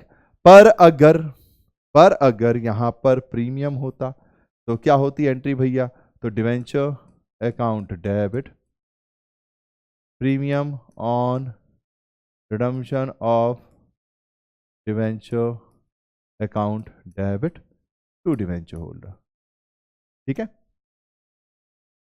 To debenture holder. फिर डिवेंचर होल्डर टू बैंक तो होती ही। अब एक बात ध्यान दीजिएगा, मैं इसको ब्लू कर देता हूं। आपको हमेशा ध्यान रखना है कि आपने जो रिजर्व बनाया, जो आपने रिजर्व बनाया था उसको भी लास्ट में जनरल रिजर्व में ट्रांसफर किया जाता है, तो ये एंट्री भी आएगी, ठीक है। इंपॉर्टेंट है, आप मैं यहां पे लिख देता हूं इंपॉर्टेंट, ताकि आपको ध्यान रखना है कि क्वेश्चन आएगा तो ये एंट्री भूलनी नहीं है कि जो मैंने रिजर्व बनाया यहां पर, जो मैंने रिजर्व यहां पर बनाया, हम उसको फिर कहां ट्रांसफर करेंगे, जनरल रिजर्व में ट्रांसफर कर देंगे, ठीक है, जब रिडम्पशन का टाइम आएगा। देखिए जब रिडम्पशन का टाइम आया तो ये एंट्री आएगी आएगी आएगी, ठीक है। क्या करना है भैया जी, डीआरआर हमने इकट्ठा किया, अब रिडम्पशन का टाइम आया तो डीआरआर को अब हम खत्म कर देंगे, अब उसकी जरूरत नहीं है ना, क्योंकि जो भी रिडम्पशन हमें करना था उसको अब हम कर रहे हैं, तो ये खत्म होके पैसा जनरल रिजर्व में जाएगा, तो जनरल रिजर्व बढ़ेगा तो क्रेडिट, डीआरआर खत्म हो रहा है नीचे जा रहा है तो डेबिट, तो इसीलिए debenture redemption reserve account debit to general reserve account. Done है, तो फिर आगे बढ़ते हैं और अब स्टार्ट करते हैं क्वेश्चन। फिर से एंट्री को रिवाइज करते हैं भैया जी। पहले तो ये ध्यान रखना है कि अनलिस्टेड कंपनी को डीआरआर बनाना है 10% से, उसके बाद लिस्टेड भी उसमें इंक्लूड हो जाएगी, एनबीएफसी और एचएफसी भी इंक्लूड हो जाएंगी। जब डीआरआई बनाने की बारी आएगी, डीआरआई 15% बनता है भैया। जब डीआरआर हम बनाएंगे तो भैया जी डिवेंचर रिडम्पशन रिजर्व हमको क्रिएट करना है, तो पैसे हमको चाहिए, तो statement of profit and loss, dividend equalisation reserve या फिर जनरल रिजर्व डेबिट हो जाएंगे, क्योंकि वहीं से पैसे लिए जाएंगे। सबसे पहले भैया statement of profit and loss से पैसे लिए जाएंगे, then to debenture redemption reserve create होगा तो डीआरआर बनाएंगे। फिर भैया जी हमारी बारी आएगी इन्वेस्टमेंट बनाने की, तो हम इन्वेस्टमेंट करेंगे डिवेंचर रिडम्पशन के लिए, तो नाम आ जाएगा debenture redemption investment account debit to bank, क्योंकि भैया हमारी जेब से पैसा जाएगा तभी तो इन्वेस्टमेंट होगा। फिर जैसे ही रिडम्पशन का टाइम आएगा हम वो पैसे वापस मांगेंगे, तो पैसा अब हमारे पास आएगा जो भी इन्वेस्टमेंट के साथ होगा। देन उसके बाद डिवेंचर रिडम्पशन इन्वेस्टमेंट जो है हमारा वो घट जाएगा तो वो क्रेडिट हो जाएगा, तो एंट्री हो गई bank account debit to debenture redemption investment. फिर भैया रिडम्पशन का टाइम आ गया है, अब पेमेंट करो, तो debenture to debenture holder, debenture holder to bank, क्योंकि पहले डिवेंचर होल्डर को ड्यू होगा उसके बाद पेमेंट होती है। एक्रूअल कॉन्सेप्ट हमसे कहता है अगर प्रीमियम हो गया तो debenture account debit premium on redemption debit to debenture holder, फिर debenture holder to bank. Then उसके बाद भैया जी जो हमने डिवेंचर रिडम्पशन रिजर्व क्रिएट कर रखा है वो इसी के लिए तो कर रखा है, तो यहां से पैसे ट्रांसफर होंगे जनरल रिजर्व में, तो भैया डीआरआर यानी debenture redemption reserve account debit to general reserve. खत्म, यही 5 एंट्रियां हैं और काम खत्म। कुछ और भी ऐड होंगी तो हम क्वेश्चन करेंगे तो मैं आपको समझाता हूं, ठीक है। जैसे इसमें ये पॉइंट आ जाता है कि भैया अगर हमने इन्वेस्टमेंट किया है तो वहां से कुछ ना कुछ हमें मिलेगा, जाहिर सी बात है आपने कहीं भी किया है, अगर मान लीजिए बैंक में भी पैसे रखे हैं या किसी सिक्योरिटी में पैसे रखे हैं तो वहां से इंटरेस्ट मिलेगा, बिल्कुल मिलेगा। इंटरेस्ट आपको रिसीव होगा तो एंट्री क्या करोगे भैया जी, इंटरेस्ट आपका क्रेडिट होगा, सिंपल सा पॉइंट है, ठीक है, तो कोई दिक्कत नहीं है, ओके। पर ऑल दो अभी हम जब एंट्री करेंगे तो आपको और अच्छे से समझ में आ ही जाएगा। चलो फिर अब बढ़ते हैं क्वेश्चन की ओर। तो क्या आप तैयार हैं, बोल दो मेरे ट्रैवलर्स कि हाँ भैया हम तैयार हैं तैयार हैं तैयार हैं। तो फिर ये क्वेश्चन मैं ला रहा हूं, जिन जिनको बनेगा वो स्टार्ट हो जाइएगा, नहीं तो मैं तो सॉल्व करा ही रहा हूं। तो देखिए Ganga limited an unlisted company, एक अनलिस्टेड कंपनी है जिसने 10,000, देखिए यहां पे 10,000 बोला गया है, यानी कि ये डिवेंचर का नंबर है, अमाउंट नहीं है, ऑफ ₹100 ईच, यानी कि भैया जी ये तो बहुत ही ज्यादा हो गए। कितने हो गए ये 460 यानी 10 लाख, ठीक है, तो अमाउंट में ये 10 लाख हो गए, दिमाग की बत्ती दौड़ जानी चाहिए। Then at a premium of 5% on 1 April 2017, 5% का प्रीमियम बोला गया। अगर 5% का प्रीमियम बोला गया है तो इशू के टाइम है, 5% निकाल देंगे इस पे, 5% इस पे आ जाएगा 40, 50,000 आ जाएगा। सिंपल पॉइंट है, कोई दिक्कत नहीं है। रिडीमेबल ऑन 31 मार्च 2022, यानी कि 5 साल बाद हो रहे हैं एक तरीके से। Now the issue was fully subscribed, सब कुछ सब्सक्राइब हो गया। It was decide to invest 15%। अब देखिए सबसे पहले तो क्वेश्चन ही देख लीजिए, अनलिस्टेड कंपनी बोला हुआ है। क्या बोला हुआ है? Unlisted company. तो अगर ये बात ना भी बोली हो तब भी आपको पता है, तब भी आपको पता है कि 15% का रिजर्व इन्वेस्टमेंट के लिए हमें रखना है, ठीक है। और इसका रिजर्व भी बनेगा जो कि कितना होगा? 10%। हाँ, 15% of the face value of debentures to be redeemed towards debenture redemption investment. Redeemed होना है ऑन 30th, कौन सी तारीख होगी? अप्रैल होगी ना, ये देखिए 30 अप्रैल 2021। 2022 में रिडम्पशन है तो 30 अप्रैल 2021 तक आपको करना है। देख लीजिए 31 मार्च 2022 का है ना, तो 30 अप्रैल 2021 तक इसको करना पड़ेगा। Investment were encashed and debentures were redeemed on the due date. हो गया सब कुछ सही। Record the necessary journal entry on the issue of redemption of debenture. तो सबसे पहले क्या करना है हमको? रिजर्व बनाना है। तो देखिए सबसे पहली एंट्रीज, सबसे पहले तो आपका इशू होगा। तो देखिए हमारे पास books of Ganga journal entry, bank account debit to 6% debenture application, कितना है? 5% प्रीमियम के साथ है। 10 लाख पे 5% तो आ जाएगा 50,000, तो यानी कि 10,50,000 रुपये हमें मिले होंगे, ठीक है। 10,50,000 रुपये हमें मिले हैं, ओके। अब ड्यू की एंट्री में तो सबको समझाना पड़ेगा। तो 10,50,000, भैया जी यहाँ एप्लीकेशन अलॉटमेंट क्यों आ रहा है? मैं फिर से बता दूंगा कि आपको, अगर आपने इशू वाला देखा हुआ होगा तो आपको कोई दिक्कत नहीं आएगी, नहीं तो दिक्कत आएगी। इशू में हमने बताया हुआ है कि अगर इकट्ठे पेमेंट जा रही है या इकट्ठे पेमेंट रिसीव हो रही है, यहाँ पे स्टेजेस के बारे में नहीं बोला गया है, तो हम debenture application and allotment word use करते हैं। इसीलिए देखिए डिवेंचर एप्लीकेशन एंड अलॉटमेंट। अगर आपने शेयर पढ़ा है तो भी वहां पे आपको पता ही होगा, लमसम में हम यही वर्ड यूज करते हैं। शेयर कैपिटल के वक्त भी यही करते हैं। क्या करते हैं? Share application and allotment. वैसे ही यहां पर होता है लमसम, क्योंकि हमें कुछ और स्टेजेस के बारे में बताया नहीं है तो हमें पता है कि ये लमसम का ही केस है, लमसम में इशू हुआ है। Now to debenture to securities PM, securities PM 5 रुपए के हिसाब से 50,000 होता है। तो देखिए यहां पर आ जाएगा 10 लाख और ये आ जाएगा 50,000, ठीक है। डन, बोलो ना डन डन डन डन है ना, सिंपल है, काफी सिंपल है ये चैप्टर, कोई दिक्कत की बात नहीं होती है। बस कई बुक्स में आपको थ्योरी बहुत ज्यादा मिलेगी तो आपको लगेगा कि अभी यार इतना कुछ पढ़ना है, तो अगर आप देखेंगे तो ज्यादा आपको एनसीईआरटी का सिलेबस देखना है, उसमें जो जो टॉपिक्स आपको दिख रहे हैं वैसे वहां से ले लेने हैं। बहुत ज्यादा इसमें से अंदर एकदम डीप घुस के नहीं है, क्योंकि बुक्स बनाने वाले तो फिर जाहिर सी बात है वो एक्स्ट्रा नॉलेज भी देना ही चाहेंगे। हर किसी को अपनी बुक्स भी तो बेचनी है और उनको एक्स्ट्रा नॉलेज देनी भी है। तो अगर आप एकदम फ्री टाइम होगा आपके पास बहुत सारा शुरू में, तो उसको सबको पढ़ना होता है। अब एग्जाम टाइम में तो हमें यह भी ध्यान देना है कि कौन कौन सी चीजें हमारे यहाँ आ सकती हैं, ठीक है। तो उसके हिसाब से चलेंगे तो ये बहुत ही ईजी चैप्टर है, एकदम हल हुआ, ठीक है। अब इसके बाद एंट्री क्या होगी आपको खुद बता देना चाहिए। सोचिए, मैं लेकर आता हूं, ये देखिए। क्या आपने यही सोचा था? Surplus in statement of profit and loss to debenture redemption reserve, लेकिन 10%। तो 10% किसका? तो भैया जी 1 लाख का, क्योंकि अभी तक हमने कुछ भी नहीं किया। मतलब 10,000 इंटू 100 करेंगे तो 10 लाख का 10% यानी 1 लाख रुपए। तो यहां पर कितना आ जाएगा? 1 लाख रुपए।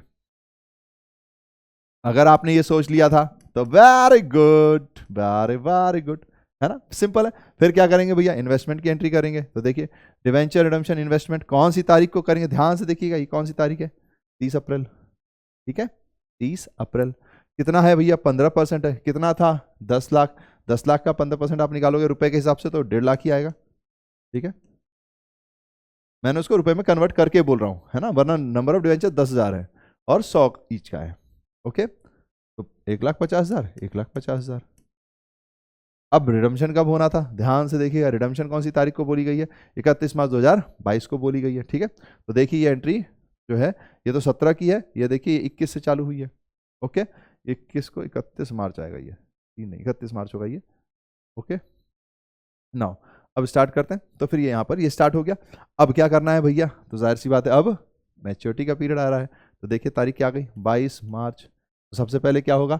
Bank account debit to debenture redemption reserve, नहीं ये डिवेंचर रिडम्पशन इन्वेस्टमेंट होगा, क्योंकि हम यहाँ से पैसे लेंगे, ठीक है। Debenture redemption reserve, bank account debit, debenture redemption investment, ठीक है। ओके, अब कितने पैसे, तो भैया 1.5 लाख रुपए पहले तो हम यहाँ से निकालेंगे ना, अपने बैंक में जमा करेंगे, तभी तो फिर रिडम्पशन के टाइम हमारे पास पैसे होंगे और हम इसका इस्तेमाल करेंगे। 15% है, देख लीजिए, मैं फिर से बता देता हूँ 15% कैसे आया। 10,000 इंटू 10 इंटू 15/100, ये 10 नहीं, ये 100 है, ठीक है। ये इसकी कैलकुलेशन है। इसकी कैलकुलेशन क्या है, तो ये हो जाएगा 10,000 नंबर ऑफ डिवेंचर्स इंटू पर डिवेंचर इंटू 10/100, जो कि डंडा आपके ऊपर है, ठीक है। जो डंडा आपके ऊपर है उसने कह दिया भैया 10% का रिजर्व बना के रखना, समझे। मैं पूछता हूँ ना, बूझे, एकदम वैसा ही चल रहा है, ठीक है। तो ये यहाँ से ऐसे आया, अगर किसी को नहीं समझ में आया तो मैंने अब बता ही दिया है। चलिए अब आगे बढ़ जाते हैं।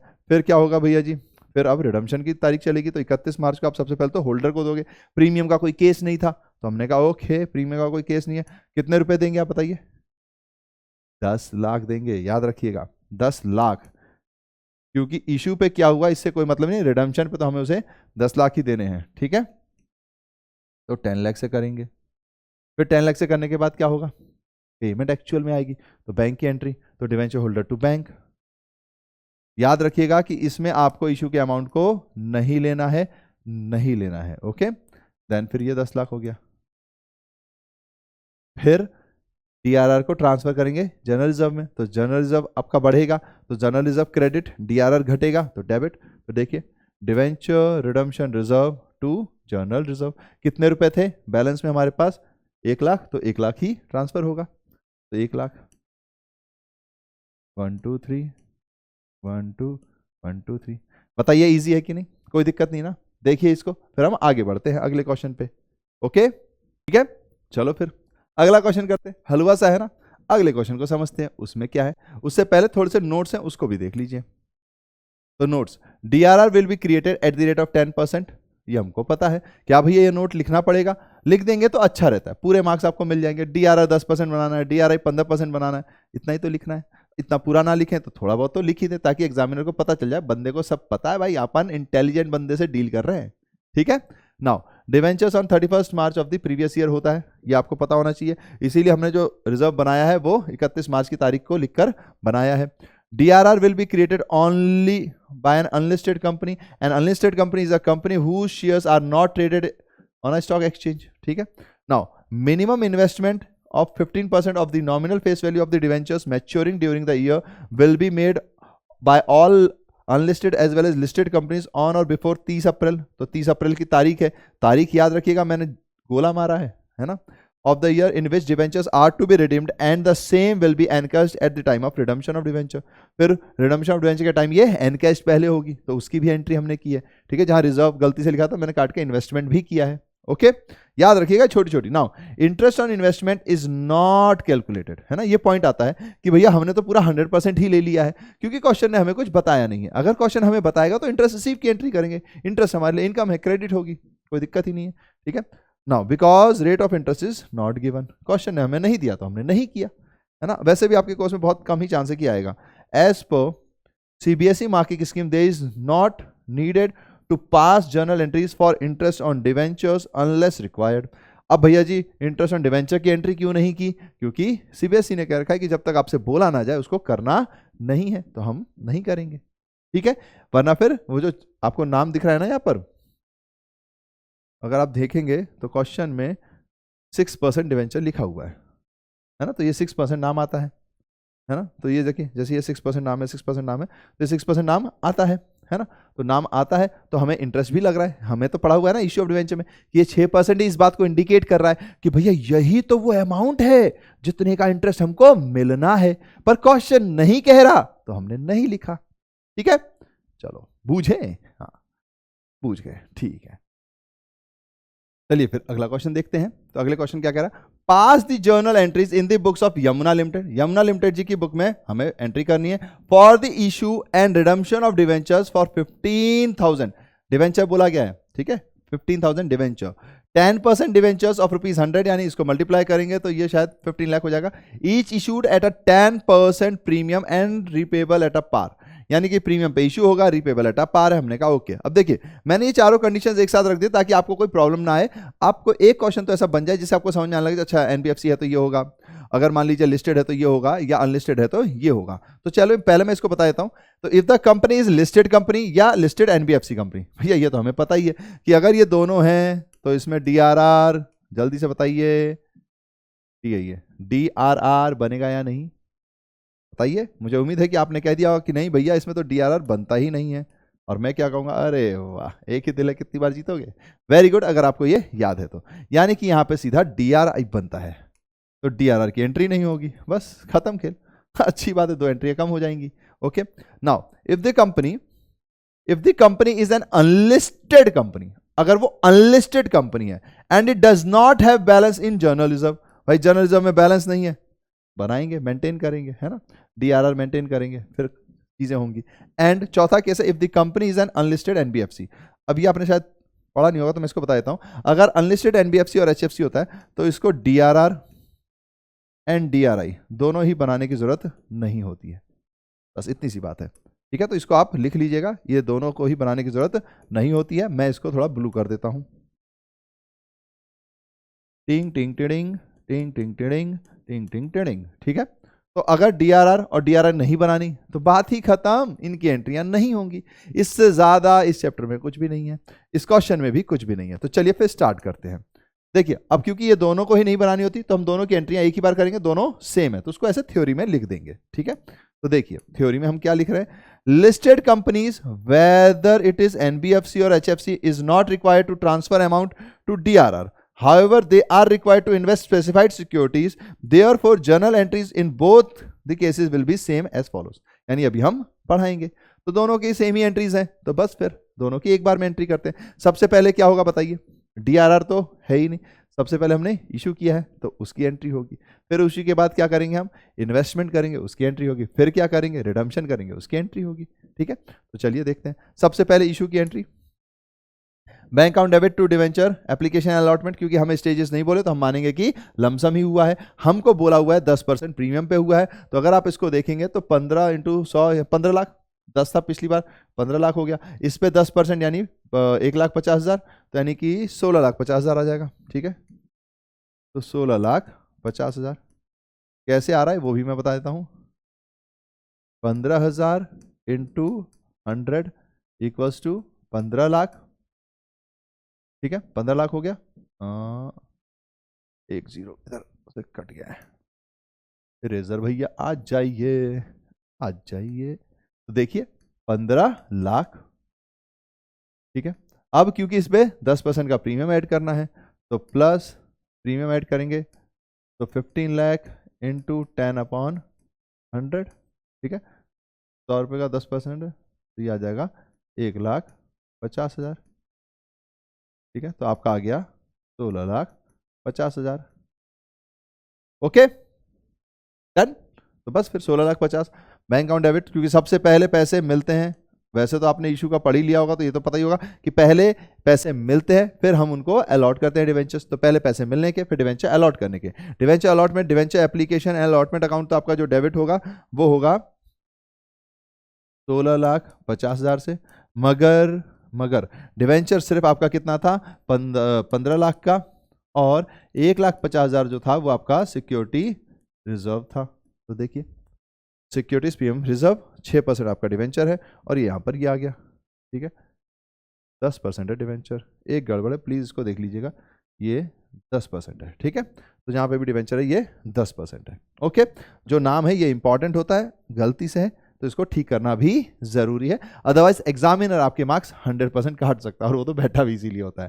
ठीक है, चलो फिर अब आगे बढ़ते हैं। तो अब क्या है, इन the beginning of the year redemption, तो जब बिगिनिंग स्टार्ट होगी। ठीक है, तो जब बिगिनिंग स्टार्ट होगी, क्योंकि क्वेश्चन में हमको कोई डेट वेट नहीं गिवन है इसलिए यहाँ पर डेट नहीं लिखी जा रही है। तो जैसे ही स्टार्ट होगी तो अब क्या करना पड़ेगा, आपको इन्वेस्टमेंट करना पड़ेगा, क्योंकि आप लिस्टेड और एनबीएफसी में है, वो रिजर्व्स नहीं क्रिएट करते, वो सीधा इन्वेस्टमेंट करते हैं। तो इन्वेस्टमेंट कितना होगा, तो 15 लाख का 15%। ठीक है, 15 लाख का 15%, तो अगर आप 15 लाख का 15% करेंगे तो 15/15 = 225, 15/100, तो 2 जीरो कटेगा, 3 जीरो 225, 2,25,000। ठीक है, तो 2,25,000 का आप इन्वेस्टमेंट करेंगे, 2,25,000 का आप इन्वेस्टमेंट करेंगे। फिर at the time of redemption ये पैसे आप वापस मांगेंगे, तो bank account debit to debenture redemption investment कितने का, तो 2,25,000 का। तो बैंक अकाउंट से आप पैसे मिलेंगे 2,25,000 और ये भी 2,25,000, ठीक है। देन उसके बाद अब आप रिडम्पशन करेंगे, तो रिडम्पशन कितने का होगा, तो भैया जी पार पर है, पार पर, यहां पर कोई प्रीमियम नहीं है, तो 15 लाख का ही रिडम्पशन होगा। ये छोटी मगर मोटी बातें आपको याद रखनी है कि जल्दबाजी में क्वेश्चन इजी देखा तो यहां 1650 नहीं लिखना है, 15 लाख लिखना है, क्योंकि प्रीमियम पे नहीं है रिडम्पशन, रिडम्पशन एट पार है, इशू प्रीमियम पे था, तो इशू के समय हमने प्रीमियम की एंट्री कर दी है। ओके, छोटी छोटी मगर मोटी बातें। फिर उसके बाद हम डिवेंचर होल्डर टू बैंक कर देंगे, यहां तो कोई दिक्कत ही नहीं है, ठीक है। क्या बोलते हो मेरे ट्रैवलर्स, इजी है ना, ये इजी है।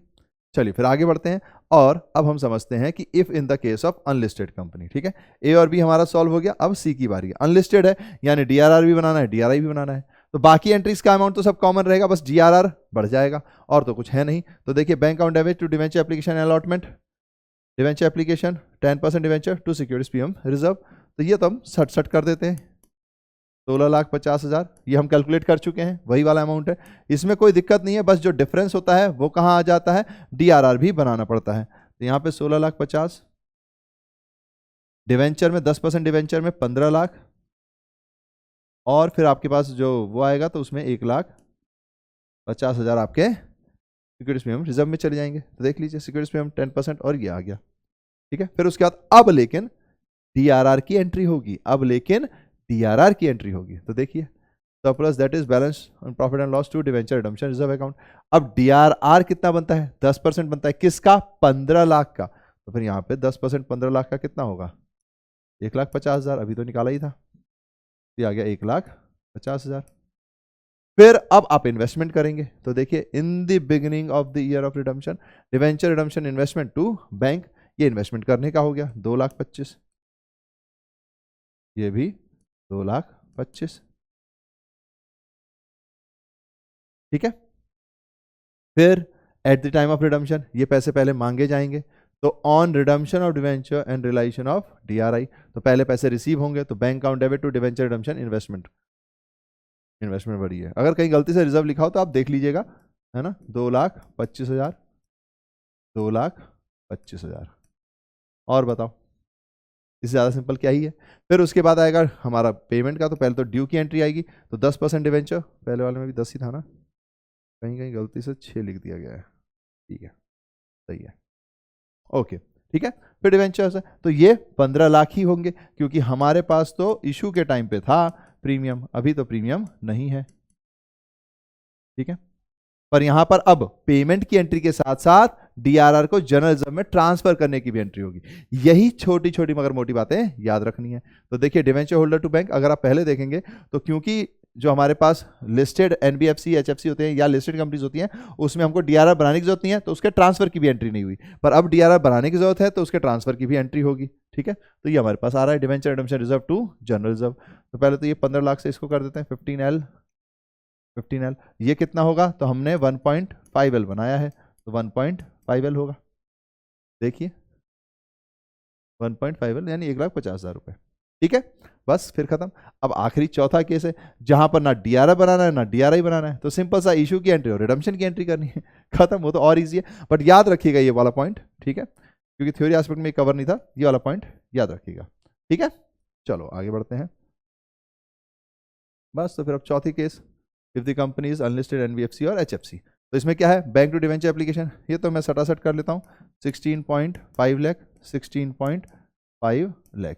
फिर हमारे पास debenture application 10% debenture to securities में रिजर्व होगा, तो 16.5 लाख, ये होगा 15 लाख, और ये होगा 1.5 लाख रिजर्व में जो जा रहा है। फिर सीधा रिडम्पशन की एंट्री हो गई, 10% डिवेंचर टू डिवेंचर होल्डर, फिर पेमेंट हो जाएगी डिवेंचर होल्डर टू बैंक, कितना पैसा, तो भैया सिर्फ 15 लाख, सिर्फ 15 लाख, सिर्फ 15 लाख, सिर्फ 15 लाख, ठीक है। नोट्स में आपको वो चीज मिल जाएगी जो मैंने आपसे कही थी, अनलिस्टेड एनबीएफसी और HFC are neither required to transfer amount to DRR nor to investment specified in securities, ठीक है। यहां पे कहीं पे भी उनको अलाउ ही, मतलब उनको बोला ही नहीं गया, जब कहा नहीं गया, डंडा सर पे लग नहीं रहा, तो क्यों करेंगे, तो वो नहीं बनाते हैं, ठीक है ना, सिंपल। अब आप समझ गए होंगे लिस्टेड एचएफसी या एनबीएफसी होगा तो अनलिस्टेड, और फिर अनलिस्टेड एनबीएफसी और एचएफसी होगा तो क्या होगा। तो इससे ज्यादा तो कुछ अलग आएगा नहीं। क्वेश्चन में आपको हेडिंग में पता ही चल जाएगा कि कंपनी कौन सी है, उसके हिसाब से बस आपको जो मेंटली काम है वो ध्यान रखना है, क्योंकि डीआरआर बनाना भी आसान है, उसकी एंट्री भी मुझे उम्मीद है कि आपको याद रहेगी। अगर आपने एक बार भी किया होगा तो आपको याद रहेगी, समझ थोड़ी भी होगी तो आप यूं भी कर लोगे, पर याद क्या रखना है, कब डीआरआर बनेगा, कब डीआरआर बनेगा, कब डीआरआर और डीआईआई दोनों बनेंगे, इसका बस ध्यान देना है। ठीक है, फिर एक और क्वेश्चन करते हैं। तो देखिए सिंह फाइनेंस लिमिटेड, इसमें थोड़ा सा आपको पुराना याद करना है, थोड़ी सी चीजें इंक्रीज हैं, तो ध्यान दीजिए। एन अनलिस्टेड एनबीएफसी, अभी पढ़ा हमने, अनलिस्टेड एनबीएफसी में क्या होगा, जल्दी से बोलिए। ना डीआरआर होगा भैया, ना डीआरआई होगा। वेरी गुड, अगर आपने यही बोला है, नहीं बोला है तो कान पकड़ के ऐसे मोड़िए, याद रखना हमको ये।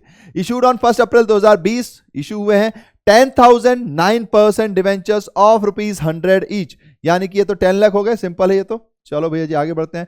एट अ प्रीमियम ऑफ 10%, यानी कि प्रीमियम है हमारे पास 10% का, हमने कहा ओके, तो 11 लाख का हो गया रिसीव हमें अमाउंट। रिडीमेबल एट, अब देखिए प्रॉब्लम क्या है, रिडीमेबल एट प्रीमियम, यानी कि रिडीम भी आपको प्रीमियम पे हो रहा है, वो भी 10%, यानी कि अब जब रिडम्पशन की कहानी आएगी तो प्रीमियम लगने वाला है, तो इशू के केस में हमको लॉस भी बुक करना पड़ेगा। हमने इशू ऑफ डिवेंचर के लास्ट क्वेश्चंस में ये किया था, आपको याद होना चाहिए, है ना, वरना वो वीडियो देखना जरूरी है। Okay, now pass the necessary journal entries for issue and redemption of debentures. तो सबसे पहले तो रिसीव करने की एंट्री होगी, तो bank to debenture application to debenture allotment. दूसरी एंट्री में ध्यान देना है, क्योंकि डिवेंचर एप्लीकेशन एंड अलॉटमेंट के साथ लॉस भी डेबिट होगा। फिर क्रेडिट साइड पे डिवेंचर तो क्रेडिट होगा ही होगा, सिक्योरिटीज प्रीमियम भी क्रेडिट होगा 10% वाला, पर साथ में premium on redemption of debenture भी क्रेडिट होगा। देन फिर हम उसके बाद पेमेंट के लिए जाएंगे, तो debenture debit, premium debit to holder, फिर टू मतलब डिवेंचर होल्डर टू बैंक, ये एंट्री होगी। डीआरआर डीआरआई नहीं बनाएंगे क्योंकि अनलिस्टेड एनबीएफसी है। ठीक है, चलो करते हैं।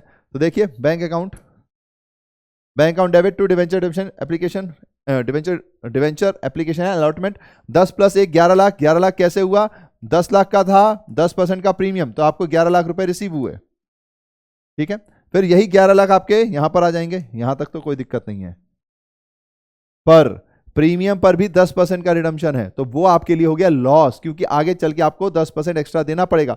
तो लॉस अभी से बुक किया जाएगा, अगर क्वेश्चन आपको पहले ही बता दे रहा है तो लॉस आएगा 10 लाख रुपए, 1 लाख रुपए का। कैसे पता, क्योंकि 10 लाख के ऊपर लगेगा, ठीक है, 10 लाख के ऊपर 10%, तो loss on issue of debentures हम ये मानेंगे। 9% डिवेंचर्स अकाउंट, ये हमारा जो 9% का क्वेश्चन है, सामने कहा हुआ है 9%, उसमें हमारे पास कितने जाने चाहिए, तो भैया 10 लाख जाने चाहिए थे। फिर हमें सिक्योरिटीज प्रीमियम रिजर्व पे 1 लाख रुपए इशू के समय मिले एक्स्ट्रा, तो 1 लाख लिखो। फिर premium on redemption of debenture पे 1 लाख रुपए चुकाने हैं, तो वो भी लिखो। 10 1 1 12 और ये आ गया 12, कोई दिक्कत नहीं है। अब बारी आती है रिडम्पशन की, क्योंकि यहाँ पे डीआरआर वारआर तो बनेगा नहीं। अब हाँ, एक और पॉइंट है कि जब भी अगर आपके पास लॉस है, तो उसको आपको सेट ऑफ भी करना पड़ेगा, क्योंकि सेम ही क्वेश्चन में रिजर्व भी है। तो यानी कि आपके पास, हमने सिक्योरिटीज प्रीमियम रिजर्व का यूटिलाइजेशन पढ़ा हुआ है, तो यहां देखिए ये लॉस है और यहां पर ये रिजर्व है, तो ये दोनों सेट ऑफ भी होंगे। ठीक है, अगर नहीं होता तो जाहिर सी बात है फिर हम इसको स्टेटमेंट ऑफ पीएनएल में लेकर जाते, या क्वेश्चन में कोई और रिजर्व दिया होता तो वहां सेट ऑफ करते। लेकिन हमें यहां पर गिवन है, तो हम इसको सेट ऑफ पहले करेंगे। तो जाहिर सी बात है सिक्योरिटी प्रीमियम रिजर्व यहां पर है, लॉस हमारा यहां पर है। अब प्रीमियम से हम पैसे निकालेंगे तो प्रीमियम घटेगा, प्रॉफिट का एक हिस्सा घट रहा है, तो क्रेडिट साइड। लॉस जो है, लॉस हमारा क्या था, पहले तो डेबिट साइड पे था, सॉरी हाँ, प्रीमियम का अगर एक हिस्सा घटेगा तो डेबिट साइड पर होता है, लॉस जो हमारा वो डेबिट पे। अब ये लॉस इसे सेट ऑफ होगा, तो ये कहाँ चला जाएगा, क्रेडिट साइड पे चला जाएगा। तो देखिए एंट्री क्या होगी, securities premium reserve account debit to loss on issue of debenture, कितना है अपना अमाउंट, तो 1 लाख है और 1 लाख है। ठीक है, फिर रिडम्पशन की बारी आ जाएगी, तो 10 ये 9% है, 9% debentures account debit premium on redemption of debenture to debenture holder, फिर डिवेंचर होल्डर टू बैंक। कितना अमाउंट जाएगा, तो भैया जी यहाँ पर जाएगा अपने पास 10 लाख, यहाँ पर जाएगा 1 लाख, और हमारे होल्डर को मिलेगा इस बार 11 लाख। ठीक है यार, 11 का 1 थोड़ा पेन नहीं उठा, ओके कोई बात नहीं, ये हो जाएगा 11 लाख। ठीक है, देन फिर बारी आती है इसकी, फिर होल्डर टू बैंक है 11 लाख, 11 लाख चले जाएंगे, कोई दिक्कत ही नहीं है, है ना, इनको 11 लाख मिलेंगे, क्योंकि रिडम्पशन के समय प्रीमियम आ गया है। फिर unlisted NBFC and HFC do not have to transfer amount to DRR and DRI, तो do not have invest in specified securities, DRI खत्म। ये नोट आप साथ में लिख दीजिएंगे तो अच्छा रहता है, इसलिए लिखने की प्रैक्टिस जरूर डालिएगा। ऐसा कोई जरूरी नहीं कि नहीं लिखेंगे तो एग्जामिनर के ऊपर डिपेंड करता है, बट एक इंप्रेशन अच्छा पड़ता है। उसकी वजह से जहां पे आपके थोड़े से मार्क्स घट रहे होंगे ना, तो वहां पे मिल जाएंगे। थोड़ी सी एग्जामिनर की निग्लेंसी भी चालू हो जाती है, तो कई बार आपकी गलतियां उसको नहीं दिखेंगी, तो ये भी एक एडवांटेज होता है। ठीक है, चलो अब आगे बढ़ते हैं अगले तरफ। नाउ अब हम देखते हैं रिडम्पशन अगर इंस्टॉलमेंट में होगा तो क्या होगा। अभी हमने देखा कि लॉट में इकट्ठा हो गया तो क्या हो रहा है, अब मतलब लमसम में हो गया तो क्या हो रहा है। अब हम देखेंगे कि अगर इकट्ठा नहीं हो रहा तो क्या हो रहा है। तो ध्यान से देखिएगा इसको, redemption of debentures in instalment by draw of lots, यानी पार्ट्स में होने वाला है। Now under this method the company may redeem its debenture by payment each year being selected by draw. The debentures may be redeemed at a par premium as per the terms of issue, चाहे lump sum हो चाहे lot हो, पार या premium पे ही होगा, कभी भी discount पे रिडम्पशन नहीं होता है, ये आपको अभी नियम के हिसाब से पता हुआ है। This process is called redemption of debenture by draw of lots. Lots में आप अगर दे रहे हैं तो उसको ड्रॉ बाय लॉट्स कहेंगे। Redemption of debenture by draw of lots, कोई दिक्कत ही नहीं है। Okay, amount is set aside to DRR before the redemption of debentures and also debenture redemption investment. ठीक है, बाकी अमाउंट तो जो रखना पड़ता है वो तो आपको रखना ही पड़ेगा, पर अब ध्यान रखिएगा आउटस्टैंडिंग डिवेंचर्स के अमाउंट इस बार कुछ कम होते जाएंगे, क्योंकि जो जो आप चुकाते जाओगे उसका हिस्सा कम होता जाएगा, तो उतना ही आपका अमाउंट भी कम होता जाएगा।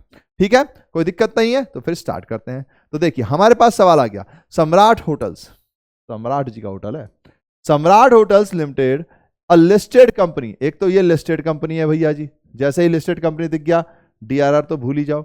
Had 2009% debentures of ₹1000। अरे भाई साहब, यानी कि 20 लाख हो गया ना, 60। Each outstanding as on 31 March 2019 को आउटस्टैंडिंग है। The debentures were due for redemption as follows. तो सबसे पहले 31 मार्च 2020 को 500, फिर 31 दिसंबर 2020 को 900, फिर 30 जून को बैलेंस यानी कि 500, 900, 1400, तो 600 ये बैलेंस बचा। ठीक है, 9%, 9%, 9% ये नाम है। Now on 1 April 2019 the company made the required investment in government securities. उन्होंने कर दिया 1 अप्रैल 2019 को। Pass the necessary journal entries for redemption of debenture for the 3 years when the company does not realise investment to each redemption. ठीक है, अगर मान लीजिए company ने रियलाइज नहीं की है इन्वेस्टमेंट टू ईच रिडम्पशन, तो फिर आपको बताना है कि हमें क्या क्या एंट्रीज करनी पड़ेंगी 3 साल के लिए। तो एक एक करके स्टार्ट करते हैं। तो सबसे पहले एंट्री इशू की होगी, नहीं इस बार इशू की एंट्री नहीं होगी, क्योंकि यहां पे लिखा हुआ है साफ साफ ईच आउटस्टैंडिंग, यानी कि इशू की एंट्री पहले ही हो चुकी है। आउटस्टैंडिंग का मतलब है ये हमारे पास बैलेंस है, तो इशू की एंट्री नहीं होगी। भैया इशू की नहीं होगी तो क्या होगा, फिर यहां पे सीधा का सीधा इन्वेस्टमेंट की एंट्री की जाएगी। ठीक है, तो देखिए फिर अब सीधा सीधा इन्वेस्टमेंट की एंट्री होगी। तो हमें को पता है भाई 500 का है, तो उसके हिसाब से क्या एंट्री होनी चाहिए, 500 इंटू 15, 500 इंटू 1000 करेंगे टोटल अमाउंट के लिए, तो ये हो जाएगा हमारे पास 5 लाख। इसका 15% हमें इन्वेस्टमेंट बनाना है, तो कितना हो जाएगा, 2 जीरो कटेंगे तो 75,000। ठीक है, तो 75,000 आ जाएगा। चलिए तो फिर आगे करते हैं। तो देखिए हमारे पास क्या है, सबसे पहले एंट्री होगी debenture redemption investment account debit to bank. हमें जहां पर भेजना है, कितने का भेजना है, तो 75,000 का भेजना है। मैंने कहा okay okay, very good very good, तो 75,000 का चला गया। ठीक है, फिर उसके बाद आएगी तारीख कौन सी आएगी, ध्यान रखिएगा 1 अप्रैल। देन उसके बाद 20 मार्च को हम क्या करेंगे, हम इसको रिडम्पशन करने वाले हैं, क्योंकि यहाँ पर उसके बाद जो तारीख है वो 31 दिसंबर 2020 दी गई है। तो हमारे पास 31 मार्च को ये पूरा ईयर खत्म होगा, तो हमको रिडम्पशन करना है। तो हमारे पास डिवेंचर टू डिवेंचर होल्डर है, जबकि हमारे पास रेट 9% है, तो 9% डिवेंचर टू डिवेंचर्स। अब कितने पैसे जाएंगे, तो देखिए रिडम्पशन के लिए हमें कहीं पे भी कुछ नहीं बताया हुआ है, तो 500 के हिसाब से जाएगा, तो 500 इंटू 1000 यानी कि 5 लाख आ जाएगा। तो यहाँ पे 5 लाख का अमाउंट चला जाएगा, यहाँ पर 5 लाख का अमाउंट चला जाएगा, है ना। 5 लाख होगा, 5000 इंटू 1000, हाँ ठीक है 5 लाख होगा। Then debenture holder to bank, तो यहाँ पर भी 5 लाख का अमाउंट जाएगा, हम इसको पेमेंट कर देंगे, इसकी टाटा बाय बाय हो जाएगी, जयराम जी की भैया जी। ठीक है, देन उसके बाद बारी आती है अगली, तो अगले का भी बनेगा। तो debenture redemption investment account debit to bank. आपकी बार इन्वेस्टमेंट किसके बेसिस पर होगा, तो 900 के बेसिस पर होगा, तो 900 इंटू 1000 यानी कि 9 लाख, 9 लाख का 15%, तो 9 लाख का 15% कितना होता है? 135।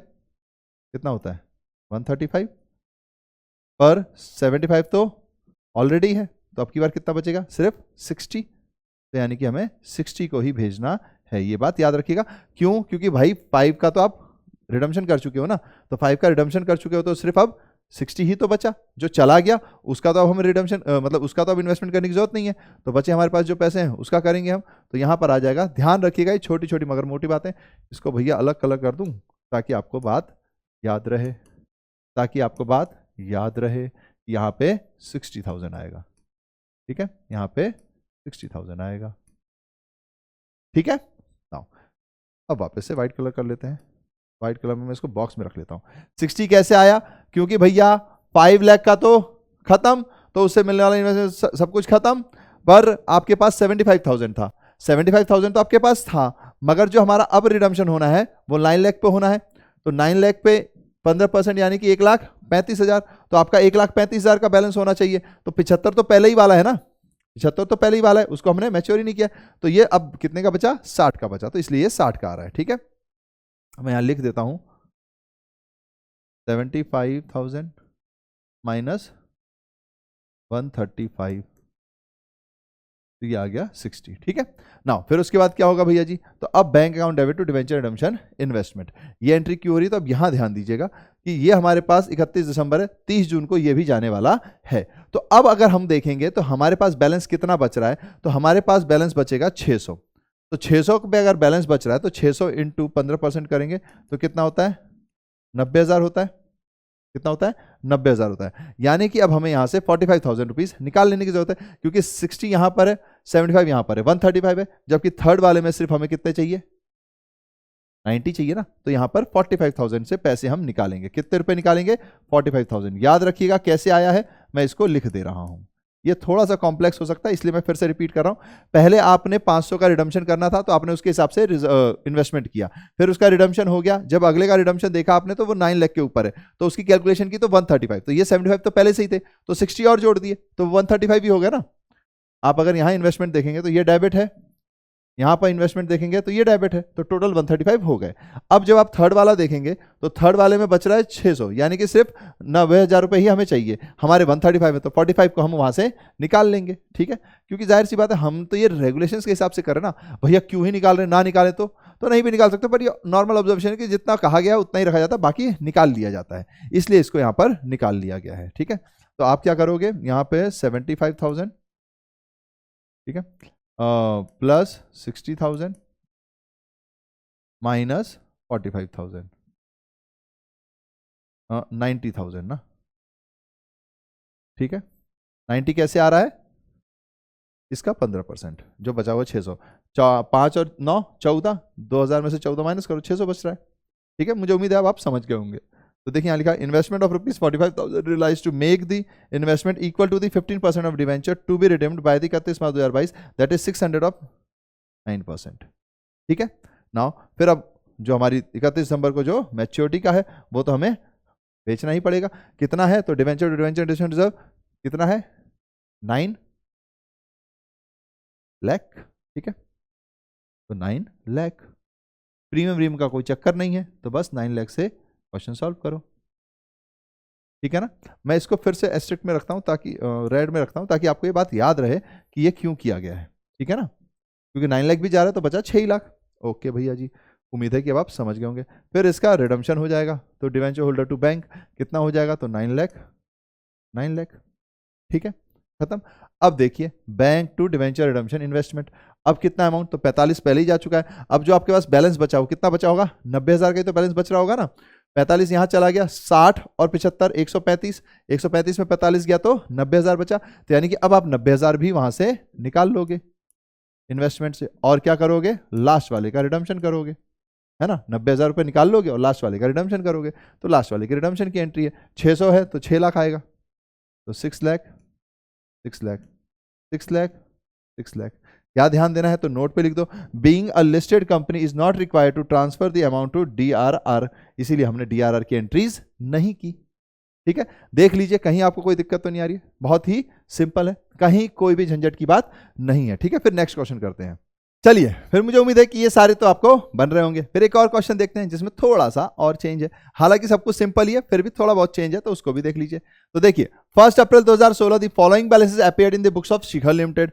अनलिस्टेड कंपनी है, हमने कहा ओके, डीआरआर भी बनेगा, डीआरआई भी बनेगा, ओके। नाउ 10% डिवेंचर्स हैं 14 लाख रुपए के, हमने कहा okay. Now premium on redemption of debenture है 1,40,000, भैया प्रीमियम होने वाला है, ध्यान रखिएगा।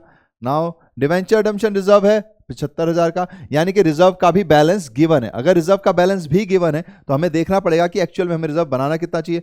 तो 14 का 10%, 1,40,000, 1,40,000 में 75 बना हुआ, यानी कि 65 का और बनाएंगे। ध्यान रखिएगा, अभी अभी हमने क्वेश्चन किया है, यानी कि 1,40,000 माइनस 75, तो सिर्फ 65 का और बनाना है, क्योंकि पहले से ही 75,000 तो रखे हुए हैं। हमने कहा okay. Now the debenture were to be redeemed at a premium of 10% per annum in two equal annual instalments, यानी कि 2 इंस्टॉलमेंट्स में हम पेमेंट करेंगे, बिगिनिंग फ्रॉम 31 मार्च 2018 से स्टार्ट करना, to meet the requirements of the redemption reserves on 31 March 2017। On 30 April 2017 it met the requirements of the companies act 2013 regarding the debenture redemption investment, यानी जाहिर सी बात है 30 अप्रैल 2017 तक उनको वो बनाना है इन्वेस्टमेंट वाला काम। हमने कहा ओके, 15% इन्वेस्टमेंट निकालेंगे, तो वो भी कोई ज्यादा दिक्कत नहीं है, क्योंकि ये 2 भागों में बट गया है, 7 लाख और 7 लाख, तो इस पे 15%, 15 समझा 105, ठीक है। तो 1,05,000, इसका भी 1,05,000, ये तो सेम ही हो गया।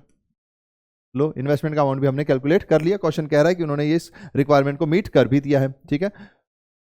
ऑन दी शेड्यूल डेट्स, जो भी डेट बने रही हैं, you are required to pass necessary journal entries to record the above transaction in the books of Shikhar limited ignoring the interest on debenture. उसको हम इग्नोर करना, हमने कहा ओके, वैसे भी जब तक क्वेश्चन नहीं कहेगा प्रिपेयर इंटरेस्ट अकाउंट, हम वैसे भी नहीं बनाएंगे, ठीक है। चलिए, तो क्वेश्चन स्टार्ट करते हैं। तो सबसे पहले हमारे पास जो एंट्री आएगी वो आएगी डीआरआर बनाने की। डीआरआर बनाना है हमें 14 लाख के ऊपर, हमें पता है 75 ऑलरेडी अवेलेबल है, तो सिर्फ 65,000 आएगा, तो सिर्फ 65,000 यहां पर लिखा जाएगा। ध्यान रखिएगा, सिर्फ 65,000 से ही बनेगा, जब बनाया जाता है तो पूरा बनाया जाता है। देन उसके बाद हमारे पास इन्वेस्टमेंट की आएगी तारीख अप्रैल 30, 17 में ही, उसमें हमने इन्वेस्टमेंट बनाया, हमने अभी अभी देखा 105 का, क्योंकि 2 इंस्टॉलमेंट्स हैं, तो 2 इंस्टॉलमेंट्स में बनेगा ये, तो ठीक है। डीआरआई तो इंस्टॉलमेंट के हिसाब से बनता है, थोड़ा सा गैप रह गया है, डीआरआई तो इंस्टॉलमेंट के हिसाब से ही बनता है।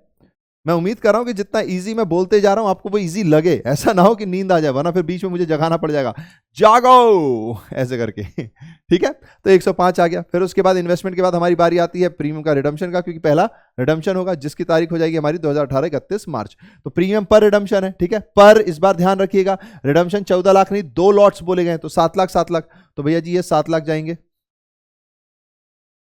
और यहां पे 70,000 आ जाएगा, फिर 7,70,000 यहां पर आ जाएगा, ठीक है।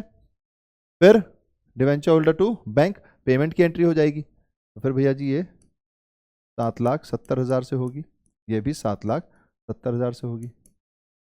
देन उसके बाद आपको याद होना चाहिए कि अब हमने डीआरआर बना रखा है, तो जैसे ही जिसका रिडम्पशन हुआ उसका जनरल रिजर्व में भी पैसा जाएगा, पर इस बार सिर्फ 1 लॉट हुआ, यानी आधा अमाउंट जाएगा। तो 75 प्लस 65 140 हो गया, आधा अमाउंट 70,000। तो देखिए, डिवेंचर अकाउंट डेबिट, ये डिवेंचर नहीं है, ये डिवेंचर रिडम्पशन रिजर्व है, debenture redemption reserve account debit to general reserve, देख लीजिएगा आप, यहाँ पर डिवेंचर रिडम्पशन रिजर्व अकाउंट था, ठीक है। तो हमने उसको भेज दिया, कितना भेज दिया, तो 70,000। ध्यान रखिएगा 70,000 जाएगा, भैया 70,000 क्यों जा रहा है, क्योंकि 2 लॉट्स बोले गए हैं, 2 लॉट्स, ओके। फिर बस यही एंट्रियों को वापस छापना, और कुछ भी नहीं करना, ईयर चेंज हो जाएगा। तो देखिए मार्च 19 है, bank to debenture redemption investment, जो हमको इन्वेस्टमेंट हमने किया उसके पैसे हमको वापस मिलेंगे, जो कि हमने किया था 105, 1 2 3 105 1 2 3, है ना, जितने का रिडम्पशन हो चुका था उसको तो हटाया जाता है। Now 10% debenture redemption to premium, जो अब हम रिडम्पशन करने वाले हैं उसका अमाउंट आएगा, क्योंकि अब उसका रिडम्पशन होगा, पॉइंट तो वही है 7,70,000, 7,70,000। ध्यान रखिएगा कि जो पैसे हैं वो तो अब निकाल लिए जाएंगे ना, जो हमने इन्वेस्टमेंट किया था उसको तो निकाला जाएगा। देन फिर डिवेंचर होल्डर टू बैंक, ये तो वही है 7,70,000 है, तो ये 7,70,000 ही बच जाएगा।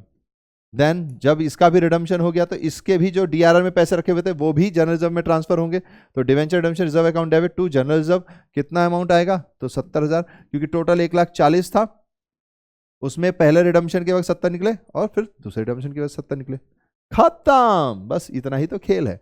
ठीक है, तो क्या आपको इसमें कोई दिक्कत आई, कोई भी टफ चीज है नहीं है ना, बस ऐसे ही चलती रहती हैं चीजें। ओके नाउ अगर आप मान लीजिए वर्किंग नोट वैसे तो मैंने आपको बता ही दिया था, तो 1,40,000 माइनस 75 करेंगे तो 65,000 जो है आपका अभी भी बचा हुआ है, क्योंकि 10% आपके पास DRR होना चाहिए।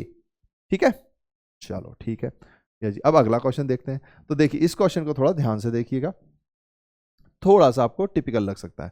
On 1 April 2019 base limited and unlisted NBFC, देखिए अनलिस्टेड, नॉन NBFC और HFC है, नॉन हो गया वर्ड, देखो एक वर्ड हो गया नॉन, ध्यान देना अब यहां पर एक वर्ड क्या हो गया, नॉन NBFC।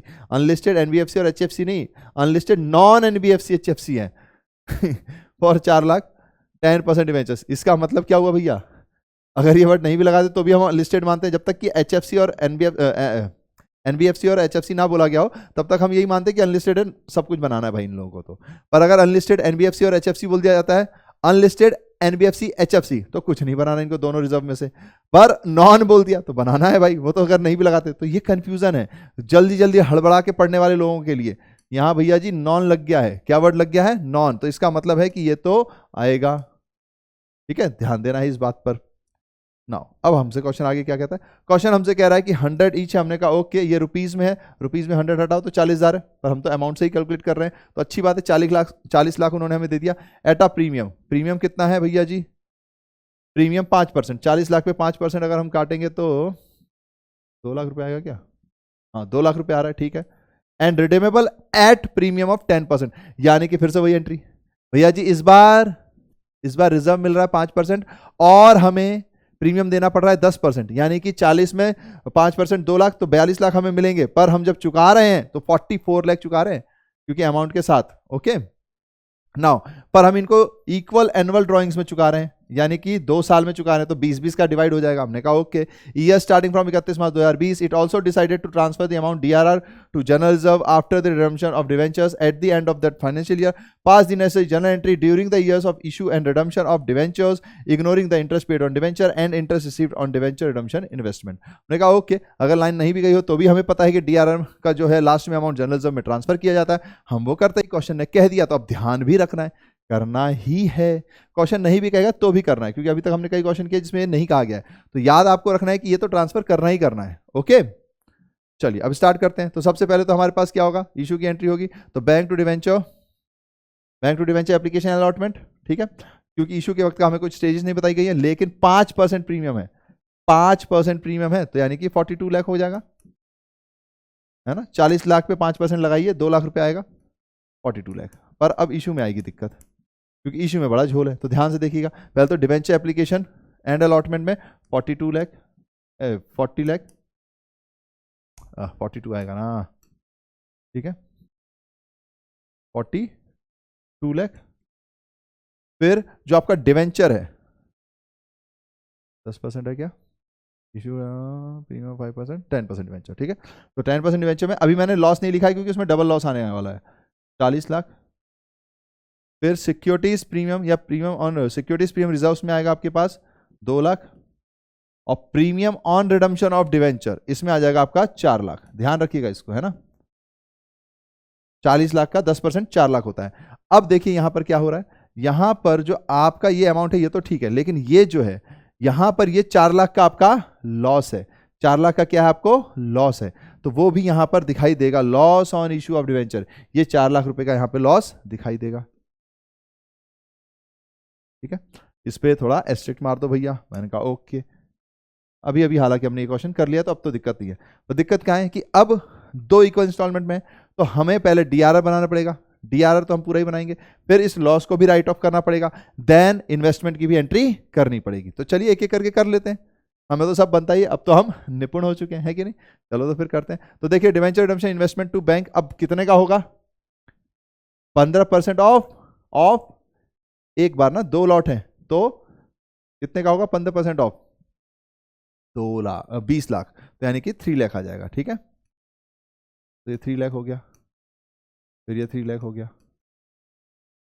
ठीक है, इन्वेस्टमेंट बन गया। देन उसके बाद हमारे पास डिवेंचर रिडम्पशन रिजर्व में चीजें लेकर जानी है, डिवेंचर रिडम्पशन रिजर्व में चीजें लेकर जानी है तो पूरी की पूरी 4 लाख लेकर जानी पड़ेगी, है ना, तो ये हो जाएगा 4 लाख, ये हो जाएगा 4 लाख। ध्यान रखिएगा, रिजर्व में जब लेकर जाते हैं तो पूरा का पूरा पैसा लेकर जाते हैं, जब डिवेंचर रिडेम्पशन रिजर्व से ट्रांसफर करते हैं तो फिर वो लॉट के हिसाब से ट्रांसफर होता है। तो जनरल रिजर्व की 2 बार एंट्री आएंगी, पर ये तो फुल अमाउंट से जाएगा, इसको आपको ध्यान रखना है, फुल अमाउंट, फुल अमाउंट, ठीक है। ये छोटी छोटी मगर मोटी बातें हैं। नाउ सिक्योरिटीज, फिर लॉस आपका रिटर्न ऑफ होगा। लॉस रिटर्न ऑफ के लिए जाहिर सी बात है, हमको जो लॉस हुआ है वो 4 लाख का हुआ है, लेकिन प्रीमियम हमको सिर्फ 2 लाख रुपए का मिला है। तो 2 लाख रुपए का प्रीमियम मिला है, तो बाकी पैसे प्रॉफिट एंड लॉस से एडजस्ट होंगे, तो ये statement of profit and loss में आ जाएगा, ठीक है, नो इश्यूज, ओके। देन इसके बाद आपको प्रीमियम का रिडम्पशन करना है, जो कि तारीख आएगी 31 मार्च को। पहला जब प्रीमियम का रिडम्पशन होगा, जाहिर सी बात है रिडम्पशन प्रीमियम पे हो रहा है, लेकिन अमाउंट सिर्फ 1 लॉट का आएगा, 2 बार में है, तो 20 लाख। प्रीमियम आपका 2 लाख है, यानी टोटल 22 लाख रुपए मिलेंगे। प्रीमियम आपका 2 लाख रुपए है, तो टोटल 22 लाख रुपए मिलेंगे। एंट्री क्या हो जाएगी, debenture account debit, premium on redemption of debenture to debenture holder, फिर डिवेंचर होल्डर टू बैंक, फिर वापस यही वाली एंट्रियां होनी है, डिवेंचर होल्डर टू बैंक। यहां तो कोई दिक्कत ही नहीं है, अब वापस रिपीट होगी एंट्री, तो है ना, सेकंड ईयर में तो वही काम रिपीट होना है। तो सबसे पहले तो आपको जो बैंक से पैसा आएगा, क्योंकि रिडम्पशन हो गया है, तो वो पैसा आप निकालेंगे। तो हमने भेजा था 3 लाख रुपए, तो 3 लाख रुपए अब हम निकाल लेंगे इसमें से, जो हमने इन्वेस्टमेंट किया था उसको हम निकालेंगे ना, ठीक है, ये निकाल दिया। फिर बाकी तो वही एंट्रीज हैं, कुछ दिक्कत ही नहीं है।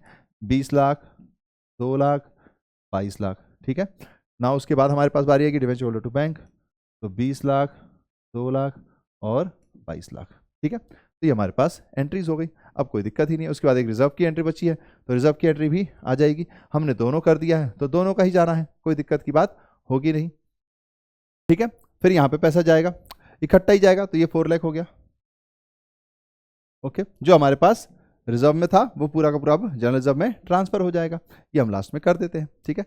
तो 4 लाख हमारा यहाँ हो गया। 4 लाख कहाँ आया था, तो ये आपको याद ही होगा, 4 लाख हमारे पास ये रहा, जब फुल अमाउंट मैंने आपको बताया था कि सरप्लस में यहाँ पे फुल अमाउंट जाता है। अच्छा, ये भी ध्यान रखना, अच्छा हाँ, मैंने ये बोल दिया 2-2 बार में, आप 2-2 बार में भी कर सकते हो, या फिर आप लास्ट में भी कर सकते हो। तो अगर मान लीजिए लास्ट में कर रहे हैं, तो लास्ट में आप पूरा अमाउंट लिखेंगे, ठीक है।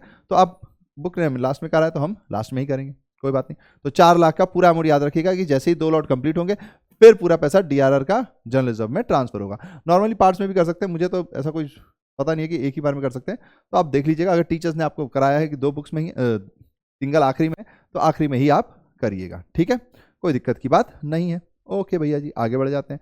तो ये क्वेश्चन हमारा कंप्लीट हो गया, यहाँ पर कहीं भी कुछ नहीं था। जो बेसिक पॉइंट था वो यही वाला क्वेश्चन का पॉइंट था कि ये वाला अब की बार ज़्यादा बार आ गया है। इसमें इन्वेस्टमेंट भी कर रहे हैं और फिर हम उसके बाद रिजर्व भी बना रहे हैं। इन्वेस्टमेंट 2 लॉट में है, इसलिए 2 लॉट में आया है। ध्यान क्या रखना पड़ता है कि जब भी आप करेंगे ना, तो आपको ये लगेगा कि अरे यार, ये 3 लाख का तो बनाया, फिर इसको रीपेमेंट किया, फिर अगला कब है, तो उसके अगले साल की एंट्री है, बट वो हमें बोली नहीं गई। जितना हमसे बोला गया हमने उतना किया। तो 3 लाख जो हमने इन्वेस्ट किया था, हमने उसको वापस ले लिया और उससे रिडम्पशन करवा दिया गया है, ठीक है। चलो, मुझे उम्मीद है कि आपको इन सब चीज़ों में कोई कंफ्यूजन नहीं आ रही होगी। ये काफ़ी सिंपल है। डिवेंचर होल्डर टू बैंक, ये गड़बड़ लिख दी गई है, ध्यान नहीं दिया, ये टोटल 22 लाख आएगा, है ना, क्योंकि डिवेंचर होल्डर टू बैंक है ये। तो चलो, अच्छा हुआ देखते देखते दिख गया, ठीक है। तो ये 22 लाख हो गया, खत्म। अब बढ़ते हैं अगले क्वेश्चन पे। तो अगला क्वेश्चन देखते हैं। तो अगला क्वेश्चन हमसे क्या कह रहा है? अगला क्वेश्चन हमसे कह रहा है काफी कुछ, इसको जरा ध्यान दीजिएगा। ये शायद सबसे टफेस्ट होगा, इससे ज्यादा टफ कुछ भी नहीं आता है। तो ध्यान दीजिए। On 1 April 2016 Ganesh limited and unlisted company, DRR सब बनेगा, acquired assets of ₹6 lakh and took over liabilities of 70,000। यानी कि इसमें वेंडर भी जोड़ दिया हमने, फिर उसके बाद एंट्रियां की गई हैं, ठीक है। हमने कहा okay, of Sohan limited at an agreed value of ₹6,60,000। यानी कि लाइबिलिटी का हमें इक्वेशन का भी रेट दे दिया है, लाइबिलिटी भी दे दिया है, यानी गुडविल और कैपिटल रिजर्व आपको निकालना पड़ेगा। हमने कहा ओके। नाउ इन्होंने फिर क्या किया, 12% debenture of 100 each eight a premium of 10% in full satisfaction of purchase consideration. यानी कि 12% का डिवेंचर 100 ईच पे 10% प्रीमियम के साथ उसको दिया है। हमने कहा ओके, देखिए अगर आप इसको निकालना चाहेंगे तो यही निकाल लेते हैं। 6 लाख आपका डेबिट गया, ठीक है ना, जो एसेट मिला, 2 जो आपका लायबिलिटी है 0.70 है ना, 2 6,60,000 आपके पास परचेज कंसिडरेशन है, यानी सोहन के नाम पर है, ठीक है, सोहन के नाम पर है। यानी कि आपका यहां पे बचेगा, तो ये हो जाएगा 130। ये क्या हो गया, क्योंकि डेबिट साइड बच रहा है, तो डेबिट साइड बच रहा है, तो ये आपका गुडविल हो गया। अलग कलर में कर देता हूं ताकि आपको सही से पहचान में आ जाए। गुडविल डेबिट हो गया, पहली एंट्री तो ऐसे ही होगी। फिर सोहन जी कितने के लिए हैं? 6.6 के लिए हैं, उनको 10% प्रीमियम पे दिया गया, तो नंबर ऑफ डिवेंचर्स अगर निकालेंगे डिवाइडेड बाय 110, 100 का 1 है, 0 काटा, यानी कि 6000 डिवेंचर है। लीजिए, आधा क्वेश्चन तो ऐसे ही सॉल्व हो गया। ओके, हमें कोई दिक्कत नहीं है।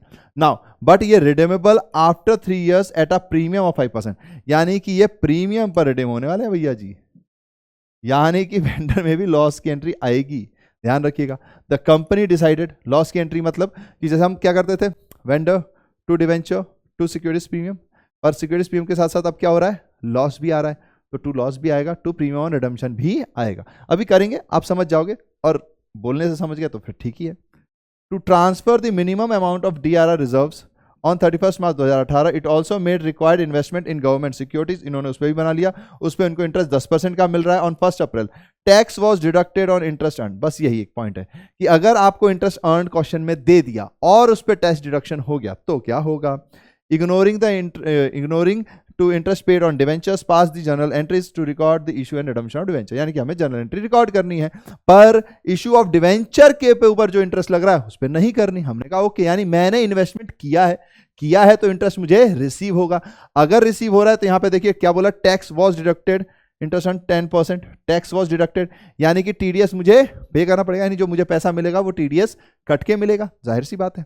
ठीक है, चलो स्टार्ट करते हैं इसका। सबसे पहली एंट्री जो हमारी होती है, sundry assets goodwill to sundry liability to Sohan limited.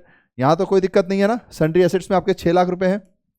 ठीक है, यहां पर अभी आप निकालोगे बैलेंसिंग फिगर, तो इसको छोड़ दे रहा हूं मैं। हमारे पास फिर सन्ड्री लायबिलिटी में आएगा 0.70 लाख, और फिर यहां आ जाएगा 6.6 लाख। ठीक है, तो उसकी वजह से जो आपका रिमेनिंग फिगर बचता है वो यहां बचता है, जो कि मैं दूसरे कलर से लिख देता हूं, टिंग टिंग टिंग 1.3 लाख। कैसे पता, दोनों को जोड़ेंगे, इसको माइनस करेंगे, तो 0.60 इसका, 0.70 इसका, 130, तो 1.30 लाख। ठीक है, देन इसके बाद आपको इन्हीं को मिलना जाएगा, तो सोहन लिमिटेड तो भैया जी देख लीजिए, सोहन लिमिटेड है तो 6.6 लाख से ही जाएंगे। आपके पास डिवेंचर जो है 12% के, वो 6 लाख के हैं, उस पर 10% प्रीमियम है, तो ये आ जाएगा 0.60 लाख। अब दिक्कत कहाँ है कि 10% आपको प्रीमियम ऑन रिडम्पशन भी है, तो 6 लाख डिवेंचर है, टोटल वैल्यू जो है 6000 इंटू 100, 6 लाख, यानी 6 लाख पे 10%, तो 60,000 का आपका प्रीमियम ऑन रिडम्पशन होगा। 60,000 का क्या होगा, आपका प्रीमियम ऑन रिडम्पशन होगा 0.60 लाख, यानी कि जो रिडम्पशन है वही आपका लॉस होगा, तो 0.60 लाख। ठीक है, समझ गए। जो चीज नई है भैया उसको गोले में डालो। मैंने कहा ओके, ये देखिए टिंग टिंग टिंग, एरो बना देता हूं मैं। अगर आप नॉर्मली ध्यान रखेंगे, अगर आप चीजों को नॉर्मली ध्यान रखेंगे तो कुछ भी नहीं है, प्रीमियम है क्रेडिट पर आएगा, आपको लॉस हुआ है डेबिट पर जाएगा। जब मैं नॉर्मल डिवेंचर में इशू करता था तो एंट्री क्या कर देता था, debenture application and allotment, loss on issue of debenture to securities premium reserve to premium on redemption, यही कर रहा हूं मैं। बस अब डिवेंचर एप्लीकेशन अलॉटमेंट की जगह वेंडर का नाम आ रहा है, क्योंकि मैंने किसी वेंडर से परचेज करके सब कुछ किया हुआ है। ठीक है, उसका बिजनेस परचेज किया, उससे कुछ और परचेज किया, जो भी है। ठीक है, अब बाकी एंट्रीज तो वैसे ही हैं, तो चलिए स्टार्ट करते हैं। बस अब एक इंटरेस्ट की एंट्री अलग आएगी जिसमें TDS कटेगा। तो सबसे पहले तो जो लॉस हुआ है उसका राइट ऑफ, तो हमारे पास प्रीमियम भी 60 का है, लॉस भी 60 का हुआ है, तो ठीक है, सिक्योरिटीज प्रीमियम रिजर्व ये वाला 60 का है, लॉस भी 60 का हुआ है, तो कट ऑफ हो जाएगा उससे। तो यहाँ पे 0.60 L, यहाँ पे भी 0.60 L, खत्म। देन उसके बाद सेकंड एंट्री आएगी आपकी सरप्लस की, profit and loss to debenture redemption reserve, क्योंकि अब आप रिजर्व बनाओगे 6 लाख का 10%, है ना, 6 लाख का 10% बनाओगे तो कितना बनेगा, 60,000 बनेगा। अमाउंट आपका 6 लाख है तो 60,000 बन गया। देन उसके बाद आपको क्या होगा, 10% डिवेंचर रिडम्पशन इन्वेस्टमेंट भी करना पड़ेगा आपको, 15%। किस पर करना पड़ेगा, 6 लाख पर, 6 लाख पे 15%, यानी कि 90,000 रुपये। अब ध्यान दीजिएगा, 90,000 रुपये का आपने इन्वेस्टमेंट किया है। ठीक है, 90,000 रुपये का आपने इन्वेस्टमेंट किया है, इन्वेस्टमेंट जो किया है उस पर आपको इंटरेस्ट मिला है 10%, यानी कि 90,000 पे 10%, 90,000 पे 10%, 90,000 पे 10%, यानी कि 9,000 इंटरेस्ट आपको रिसीव होगा। इस पे 10% का TDS यानी 8100 आपके बैंक में आएंगे, और 900 रुपये आपका TDS जाएगा। ठीक है ना, कोई दिक्कत नहीं है, इंटरेस्ट आपको रिसीव हो रहा है, क्रेडिट होगा। चलो अब उसकी एंट्री देख लीजिए। जैसे ही आप चीजें समझ गए तो फिर आपको हर चीज 100% हलवा लगेगी, बस समझने की बात है, तो हमेशा ध्यान रखनी है चीजें। तो बैंक TDS टू इंटरेस्ट सीधा पॉइंट ही आ गया, ये आ जाएगा 8,100, ये गया 900, और ये आ गया 9,000। कैसे हुआ मैंने आपको कैलकुलेशन बता दी है, ठीक है। Interest received on debenture redemption investment, TDS collect हो गया। Then bank account debit to 10% debenture redemption investment, क्योंकि अब उसका रिडम्पशन होने वाला है तो जो बैंक में आपने जमा किया उसे वापस लेंगे। क्या जमा किया था भैया, अपने बैंक में 90,000 जमा किया था, इसी का तो इंटरेस्ट आपको मिला है, तो ये देख लीजिए ये 90,000 अब आपके पास आएंगे। भैया 90 क्यों आएंगे, इंटरेस्ट का अमाउंट माइनस होकर आएगा, है सच में आपने ऐसा कहा? नहीं कहा तो वेरी गुड, मुझे उम्मीद है 99% लोगों ने नहीं कहा होगा। कुछ लोगों के मन में डाउट आता है कि भैया ये 9,000 रुपये ऊपर मिल गया, उसमें से इसको माइनस भी तो करो। नहीं, आप जब किसी को इन्वेस्टमेंट कर रहे हो तो वो इन्वेस्टमेंट का पैसा भी आपका, उस पर लगने वाला इंटरेस्ट तो एडिशनल इनकम है ना, जिसके लिए आपने इन्वेस्टमेंट किया है, तो एडिशनल इनकम की एंट्री अलग से होगी। अगर भैया इसमें टीडीएस नहीं होता तो बैंक टू इंटरेस्ट होता। इंटरेस्ट आपके लिए इनकम है ना, क्योंकि आपने किसी पे पैसे लगाए उससे पैसे मिल रहे हैं, तो आपको तो इंटरेस्ट रिसीव हो रहा है, तो क्रेडिट होगी, बैंक डेबिट हो जाएगा। अगर टीडीएस नहीं लगता तो पूरा का पूरा जाता। क्वेश्चन है हमसे टीडीएस कहाँ है, इसलिए हमने लगा दिया ताकि आपको भी पता चल जाए। अगर मान लीजिए पेमेंट का टाइम होता तो बैंक नीचे हो जाता, इंटरेस्ट ऊपर डेबिट, क्योंकि हमारे लिए खर्चा होता, फिर इसमें टीडीएस हमारे लिए पेबल होता। ठीक है, आपको ध्यान रखना इतनी सी बात। फिर आपका रिडम्पशन का टाइम आ जाएगा, तो 12% प्रीमियम टू डिवेंचर्स, 12% किस पे, 6 लाख पर, क्योंकि 6 लाख डिवेंचर इशू किया हमने, ठीक है, तो 6 लाख। देन उस पे 10% का प्रीमियम, तो 60,000, यानी कि जो डिवेंचर होल्डर को मिलना चाहिए वो कितना मिलना चाहिए, 6,60,000। देन अब 2 एंट्रियां बची, एक आपको होल्डर को पेमेंट करने की और एक जनरल रिजर्व की। तो देखिए पहले तो आप होल्डर को पेमेंट करोगे तो 6.6 लाख, 6.6 लाख। देन आपके पास इंटरेस्ट का जो पीएनएल में जाएगा, इंटरेस्ट जो अमाउंट है जो आपके लिए इनकम रिसीव हुई है वो पीएनएल में ट्रांसफर होगी। इनकम है तो अब इनकम आप डेबिट साइड, पीएनएल आपका क्रेडिट साइड आएगा। आपको हमेशा ध्यान रखना है, जैसे हम लॉस को ट्रांसफर करते हैं, सेट ऑफ करते हैं, वैसे ही जो हमारा प्रॉफिट होता है उसको भी लास्ट में पीएनएल में ट्रांसफर किया जाता है। तो आपकी एंट्री हो जाएगी इंटरेस्ट ऑन डिवेंचर। अब यहाँ पे कितनी एंट्री लिखनी है आपको, ये ध्यान देना है। तो आपने जो टीडीएस पे किया है वो तो ठीक है, टीडीएस पे किया है, यहाँ पर तो आपका पूरा 9,000 आएगा। भैया 9,000 क्यों आ रहा है, टीडीएस का अमाउंट काटो। भाई आपको तो पूरा का पूरा रिसीव हुआ है ना 9,000, टीडीएस भी तो आप बाद में क्लेम करोगे ही ना, तो पूरा का पूरा 9,000 आएगा। लो, अगर आपको ज़्यादा कन्फ्यूजन आ सकती है तो मैं इसको कलर में डाल देता हूँ ताकि आपको ध्यान रहे कि 9,000 विद टीडीएस ही आता है जब अमाउंट ट्रांसफर होता है तो, ठीक है। एक्रूअल कॉन्सेप्ट वैसे भी कहता है कि जितना आपके लिए एक्रूड हुआ है, फिर उस पर टीडीएस काटना तो उनका फर्ज है, फिर टीडीएस कटेगा, उसके बाद जब आपको पैसे मिलेंगे फिर आप इनकम टैक्स से क्लेम भी तो करोगे, टीडीएस तो है तो आपकी इनकम ही ना, तो जो भी इनकम आएगी वो पूरा का पूरा आएगा। ये बात याद रखिएगा, मैंने वहाँ लिख भी दिया है। फिर तो सिंपल है, debenture redemption reserve to general reserve, इसको हमें ट्रांसफर करना है। तो हम इसको जब ट्रांसफर करेंगे तो कितना अमाउंट था हमारा, 60 था ना, हमारा अमाउंट 60 ही था, है ना, 60 ही था, तो बस फिर 60 से काम खत्म हो जाएगा, 60,000, 60,000, ठीक है। कोई दिक्कत, मुझे उम्मीद है कि आपको यहाँ पे कोई भी दिक्कत नहीं आ रही होगी। एक बार फिर से देख लेते हैं अगर आपको कोई दिक्कत आ रही है तो। हाँ देखिए, सबसे पहले हमारे पास क्वेश्चन है 1 अप्रैल 2016, वो हमसे कह रहा है अनलिस्टेड कंपनी, दिमाग की बत्तियां खुल गई, हाँ भैया डीआरआर भी बनेगा, डीआरआई भी बनेगा, क्योंकि अनलिस्टेड बोला है। अगर एचएफसी या एनबीएफसी बोला होता भैया दोनों को अलग कर देते, नॉन एचएफसी एनएफसी बोला है तो नॉन है मतलब अनलिस्टेड ही है, नॉर्मली केस हो गया, तो डीआरआर भी बनेगा, डीआरआई भी बनेगा। Okay, acquired assets of rupees 6 lakh का है, टुक लाइबिलिटी 70,000 की है सोहन लिमिटेड से। हमने कहा ओके, एसेट यहाँ, लाइबिलिटी यहाँ। अब आगे की कहानी बोलता है कि हमने 6,60,000 रुपये पे उस पर एग्रीड वैल्यू किया, यानी कि परचेज कंसिडरेशन भी हमको मिल गया सोहन जी का। देन गणेश जी ने 12% debenture of 100 each eight a premium of 10% in full satisfaction, purchase consideration का फुल सेटिस्फेक्शन उन्होंने दे दिया। हमने कहा ओके, कैलकुलेट करेंगे, 670, 660, कितना बचा, 130, यानी कि वो आपका गुडविल है। अगर मान लीजिए डेबिट साइड बड़ी होती, लाइबिलिटी साइड छोटी होती, तो फिर आप कैपिटल रिजर्व बोलते हैं, ठीक है ना। फिर उसके आगे debentures were redeemed after 3 years at the premium of 5%, 5%, ओह अच्छा, अपन ने 10% लिया है ना शायद,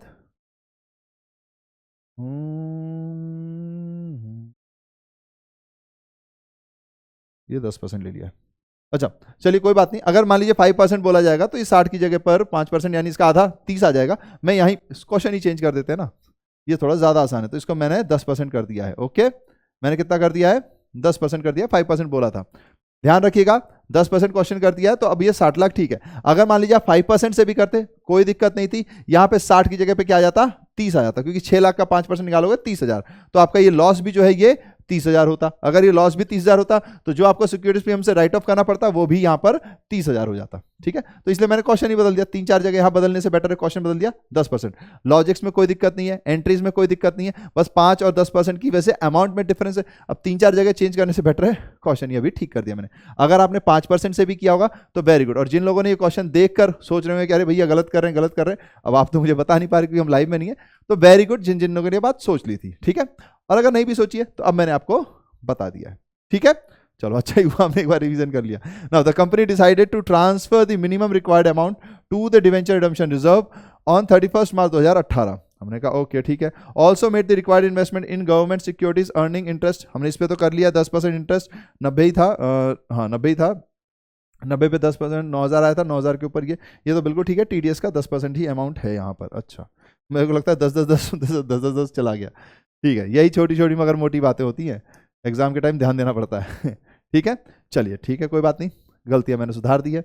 अब देख लेते हैं एंट्री। तो एंट्री में जाहिर सी बात है सबसे पहले आपका एसेट्स, फिर आपका आएगा लाइबिलिटीज, फिर परचेज कंसिडरेशन जो कि सोहन जी के नाम पर है तो सोहन जी का नाम आएगा। डेबिट और क्रेडिट को देखेंगे अपन, जिस साइड भी बैलेंस बचेगा उस साइड अगर डेबिट साइड है तो गुडविल, अगर क्रेडिट साइड है तो कैपिटल रिजर्व। यहाँ पर गुडविल थी तो यहाँ पर इसका ये बैलेंस यहाँ पर आ गया। ठीक है, देन उसके बाद हम जो वेंडर है उनको डिवेंचर अलॉट करेंगे। पर जब हम डिवेंचर अलॉट कर रहे हैं वो हमने कह दिया अभी से कि रिडम्पशन पे प्रीमियम पे हम रिडीम करेंगे, यानी कि वो हमारे लिए एक लॉस हो गया। क्वेश्चन ने 5% का था, अब हमने 10 कर दिया तो 10 के हिसाब से चल रहे हैं। ठीक है, तो 10% किया यानी 6 लाख पे 10% 60,000 रुपए। तो हमारी एंट्री होगी vendor to debenture to securities premium. अब क्योंकि प्रीमियम रिडम्पशन के टाइम भी हो रहा है तो टू प्रीमियम, अब टू प्रीमियम है तो लॉस भी डेबिट होगा। तो ये देख लीजिए, loss on issue of debenture 10% का, यहाँ प्रीमियम ऑन रिडम्पशन 10% का 0.60 आ रहा है, ये 0.60 है, सब जगह याद रखिएगा, हालांकि मैंने इतनी बार बोल दिया। तो 6.60 फिर ये यहाँ पर आ जाएगा। नॉर्मली ये तो आपने किया ही हुआ है, Sohan limited to debenture to securities premium, ये इशू के टाइम पे हमने एंट्रीज की हुई हैं, आपको ये ध्यान होनी चाहिए। फिर क्या करना है, फिर कुछ नहीं है भैया जी, फिर डीआरआर बनाना है, फिर पहले तो लॉस को हटाना है, फिर डीआर बनाना है, फिर डीआरआई बनाना है, फिर रिडम्पशन का टाइम आएगा। रिडम्पशन का टाइम आएगा तो हमें पहले तो इसमें क्योंकि टीडीएस का भी केस है तो हमने जो इंटरेस्ट रिसीव किया उस पर टीडीएस लगाना है। तो इंटरेस्ट जो रिसीव किया वो बैंक में पैसा गया, जो टीडीएस कटा वो मेरे लिए डेबिट पर है क्योंकि मेरे लिए एक तरीका एसेट है ना, मैं क्लेम कर सकता हूँ, इसलिए भी टीडीएस डेबिट हो जाएगा। टू जो मुझे इंटरेस्ट रिसीव हो रहा है मेरे लिए इनकम है। देन उसके बाद हमारे पास इन्वेस्टमेंट के पैसे मांगे जाएंगे, फिर हम रिडम्पशन करेंगे, रिडम्पशन करने के बाद हम डिवेंचर होल्डर टू बैंक करेंगे, फिर जो प्रॉफिट है वो पीएनएल में भी ट्रांसफर होगा। तो पीएनएल में ट्रांसफर होगा तो पीएनएल क्रेडिट है, प्रॉफिट आपका ट्रांसफर होगा तो वो डेबिट साइड जाएगा। तो जो भी आपका प्रॉफिट रिसीव हुआ इंटरेस्ट से टू पीएनएल, फिर जो लास्ट में आपका डीआरआर से रिजर्व में ट्रांसफर होता है तो डीआरआर से रिजर्व में ट्रांसफर होगा जो 60,000 का था। ठीक है, तो यहां पर आकर हमारा ये काम खत्म होता है। वर्किंग नोट मैंने आपको यहीं बनाकर दिखा दिया था ये कैसे हो रहा है, वरना एक जगह तो रखी थी मैंने, ये रही, तो अब इसकी तो जरूरत नहीं है। अब कुछ बातें जो आपको समझनी है, मान लीजिए लेट सपोज कि अगर कन्वर्जन का केस होता, ठीक है, तो हम क्या एंट्री करते थे, अगर आप ध्यान देंगे डिवेंचर टू डिवेंचर होल्डर करते हैं, है ना, और फिर क्या करते हैं डिवेंचर होल्डर टू बैंक करते हैं, है ना। अब हम उन्हें कैश में पेमेंट नहीं कर रहे, हमने कहा ओके नहीं कर रहे, तो क्या बदलेगा इसमें, सिर्फ यही तो बदल रहा है, कैश में पेमेंट नहीं करता। आप पूछोगे भैया क्या दे रहे हो भाई जरा बताना, तो आपको बोलेगा वो शेयर दे रहे हैं, तो ये लीजिए शेयर आ गया। क्वेश्चन कह रहा है शेयर भी दे रहे हैं उसमें प्रीमियम भी लगा रहे हैं, तो यहाँ पे प्रीमियम भी आ गया लो। अब क्वेश्चन कह रहा है नहीं डिस्काउंट पे दे रहे हैं, तो शेयर तो डिस्काउंट पे होता ही नहीं है, ये तो वॉइड हो गया भैया जी। अगर वो कहते हैं नहीं नहीं लेट सपोज अगर किसी जमाने में डिस्काउंट पे देने लग गए तो फिर तो कोई बात नहीं, ये हमारा डेबिट था, ये हमारा डेबिट था, ठीक है, ये हमारे क्रेडिट थे, ये हमारे क्रेडिट थे। प्रीमियम हमारे लिए इनकम होता है तो ये क्रेडिट पे आता है। अब डिस्काउंट हमारे लिए क्या है, लॉस है, तो यहाँ पर डिस्काउंट आ जाएगा डेबिट पर, खत्म। तो अगर कन्वर्जन होगा तो यही तो होगा इन केस ऑफ कन्वर्जन। अब क्योंकि कोर्स में नहीं है तो मैंने आपको बताया नहीं, लेकिन मान लीजिए किसी के बोर्ड में होगा या कहीं पर कभी फ्यूचर में आ गया, आपको यार काश काश हमारे टाइम पे होता तो मुझे अभी बन रहा होता, तो वो भी इजी है। बस कॉन्सेप्ट की क्लैरिटी रखनी है कि जहां पर आप जेब से कैश दे रहे थे अब आप जेब से कैश नहीं, तो जेब से शेयर दे रहे हो, तो शेयर यानी शेयर कैपिटल बोलेंगे यहाँ पर, ठीक है, लो शेयर कैपिटल ही लिख देता हूँ वरना कहीं इसमें भी कंफ्यूज हो जाते हैं, ठीक है। Let suppose own debenture purchase किए तो भाई ये डिवेंचर तो खत्म ही होंगे ना, ये डिवेंचर्स तो आपके खत्म ही हो जाएंगे, तो जहां पर आप नॉर्मल लिख रहे हो वहां पे ओन डिवेंचर लिखोगे, नई लायबिलिटी क्रिएट होगी ओन डिवेंचर के नाम से, ठीक है।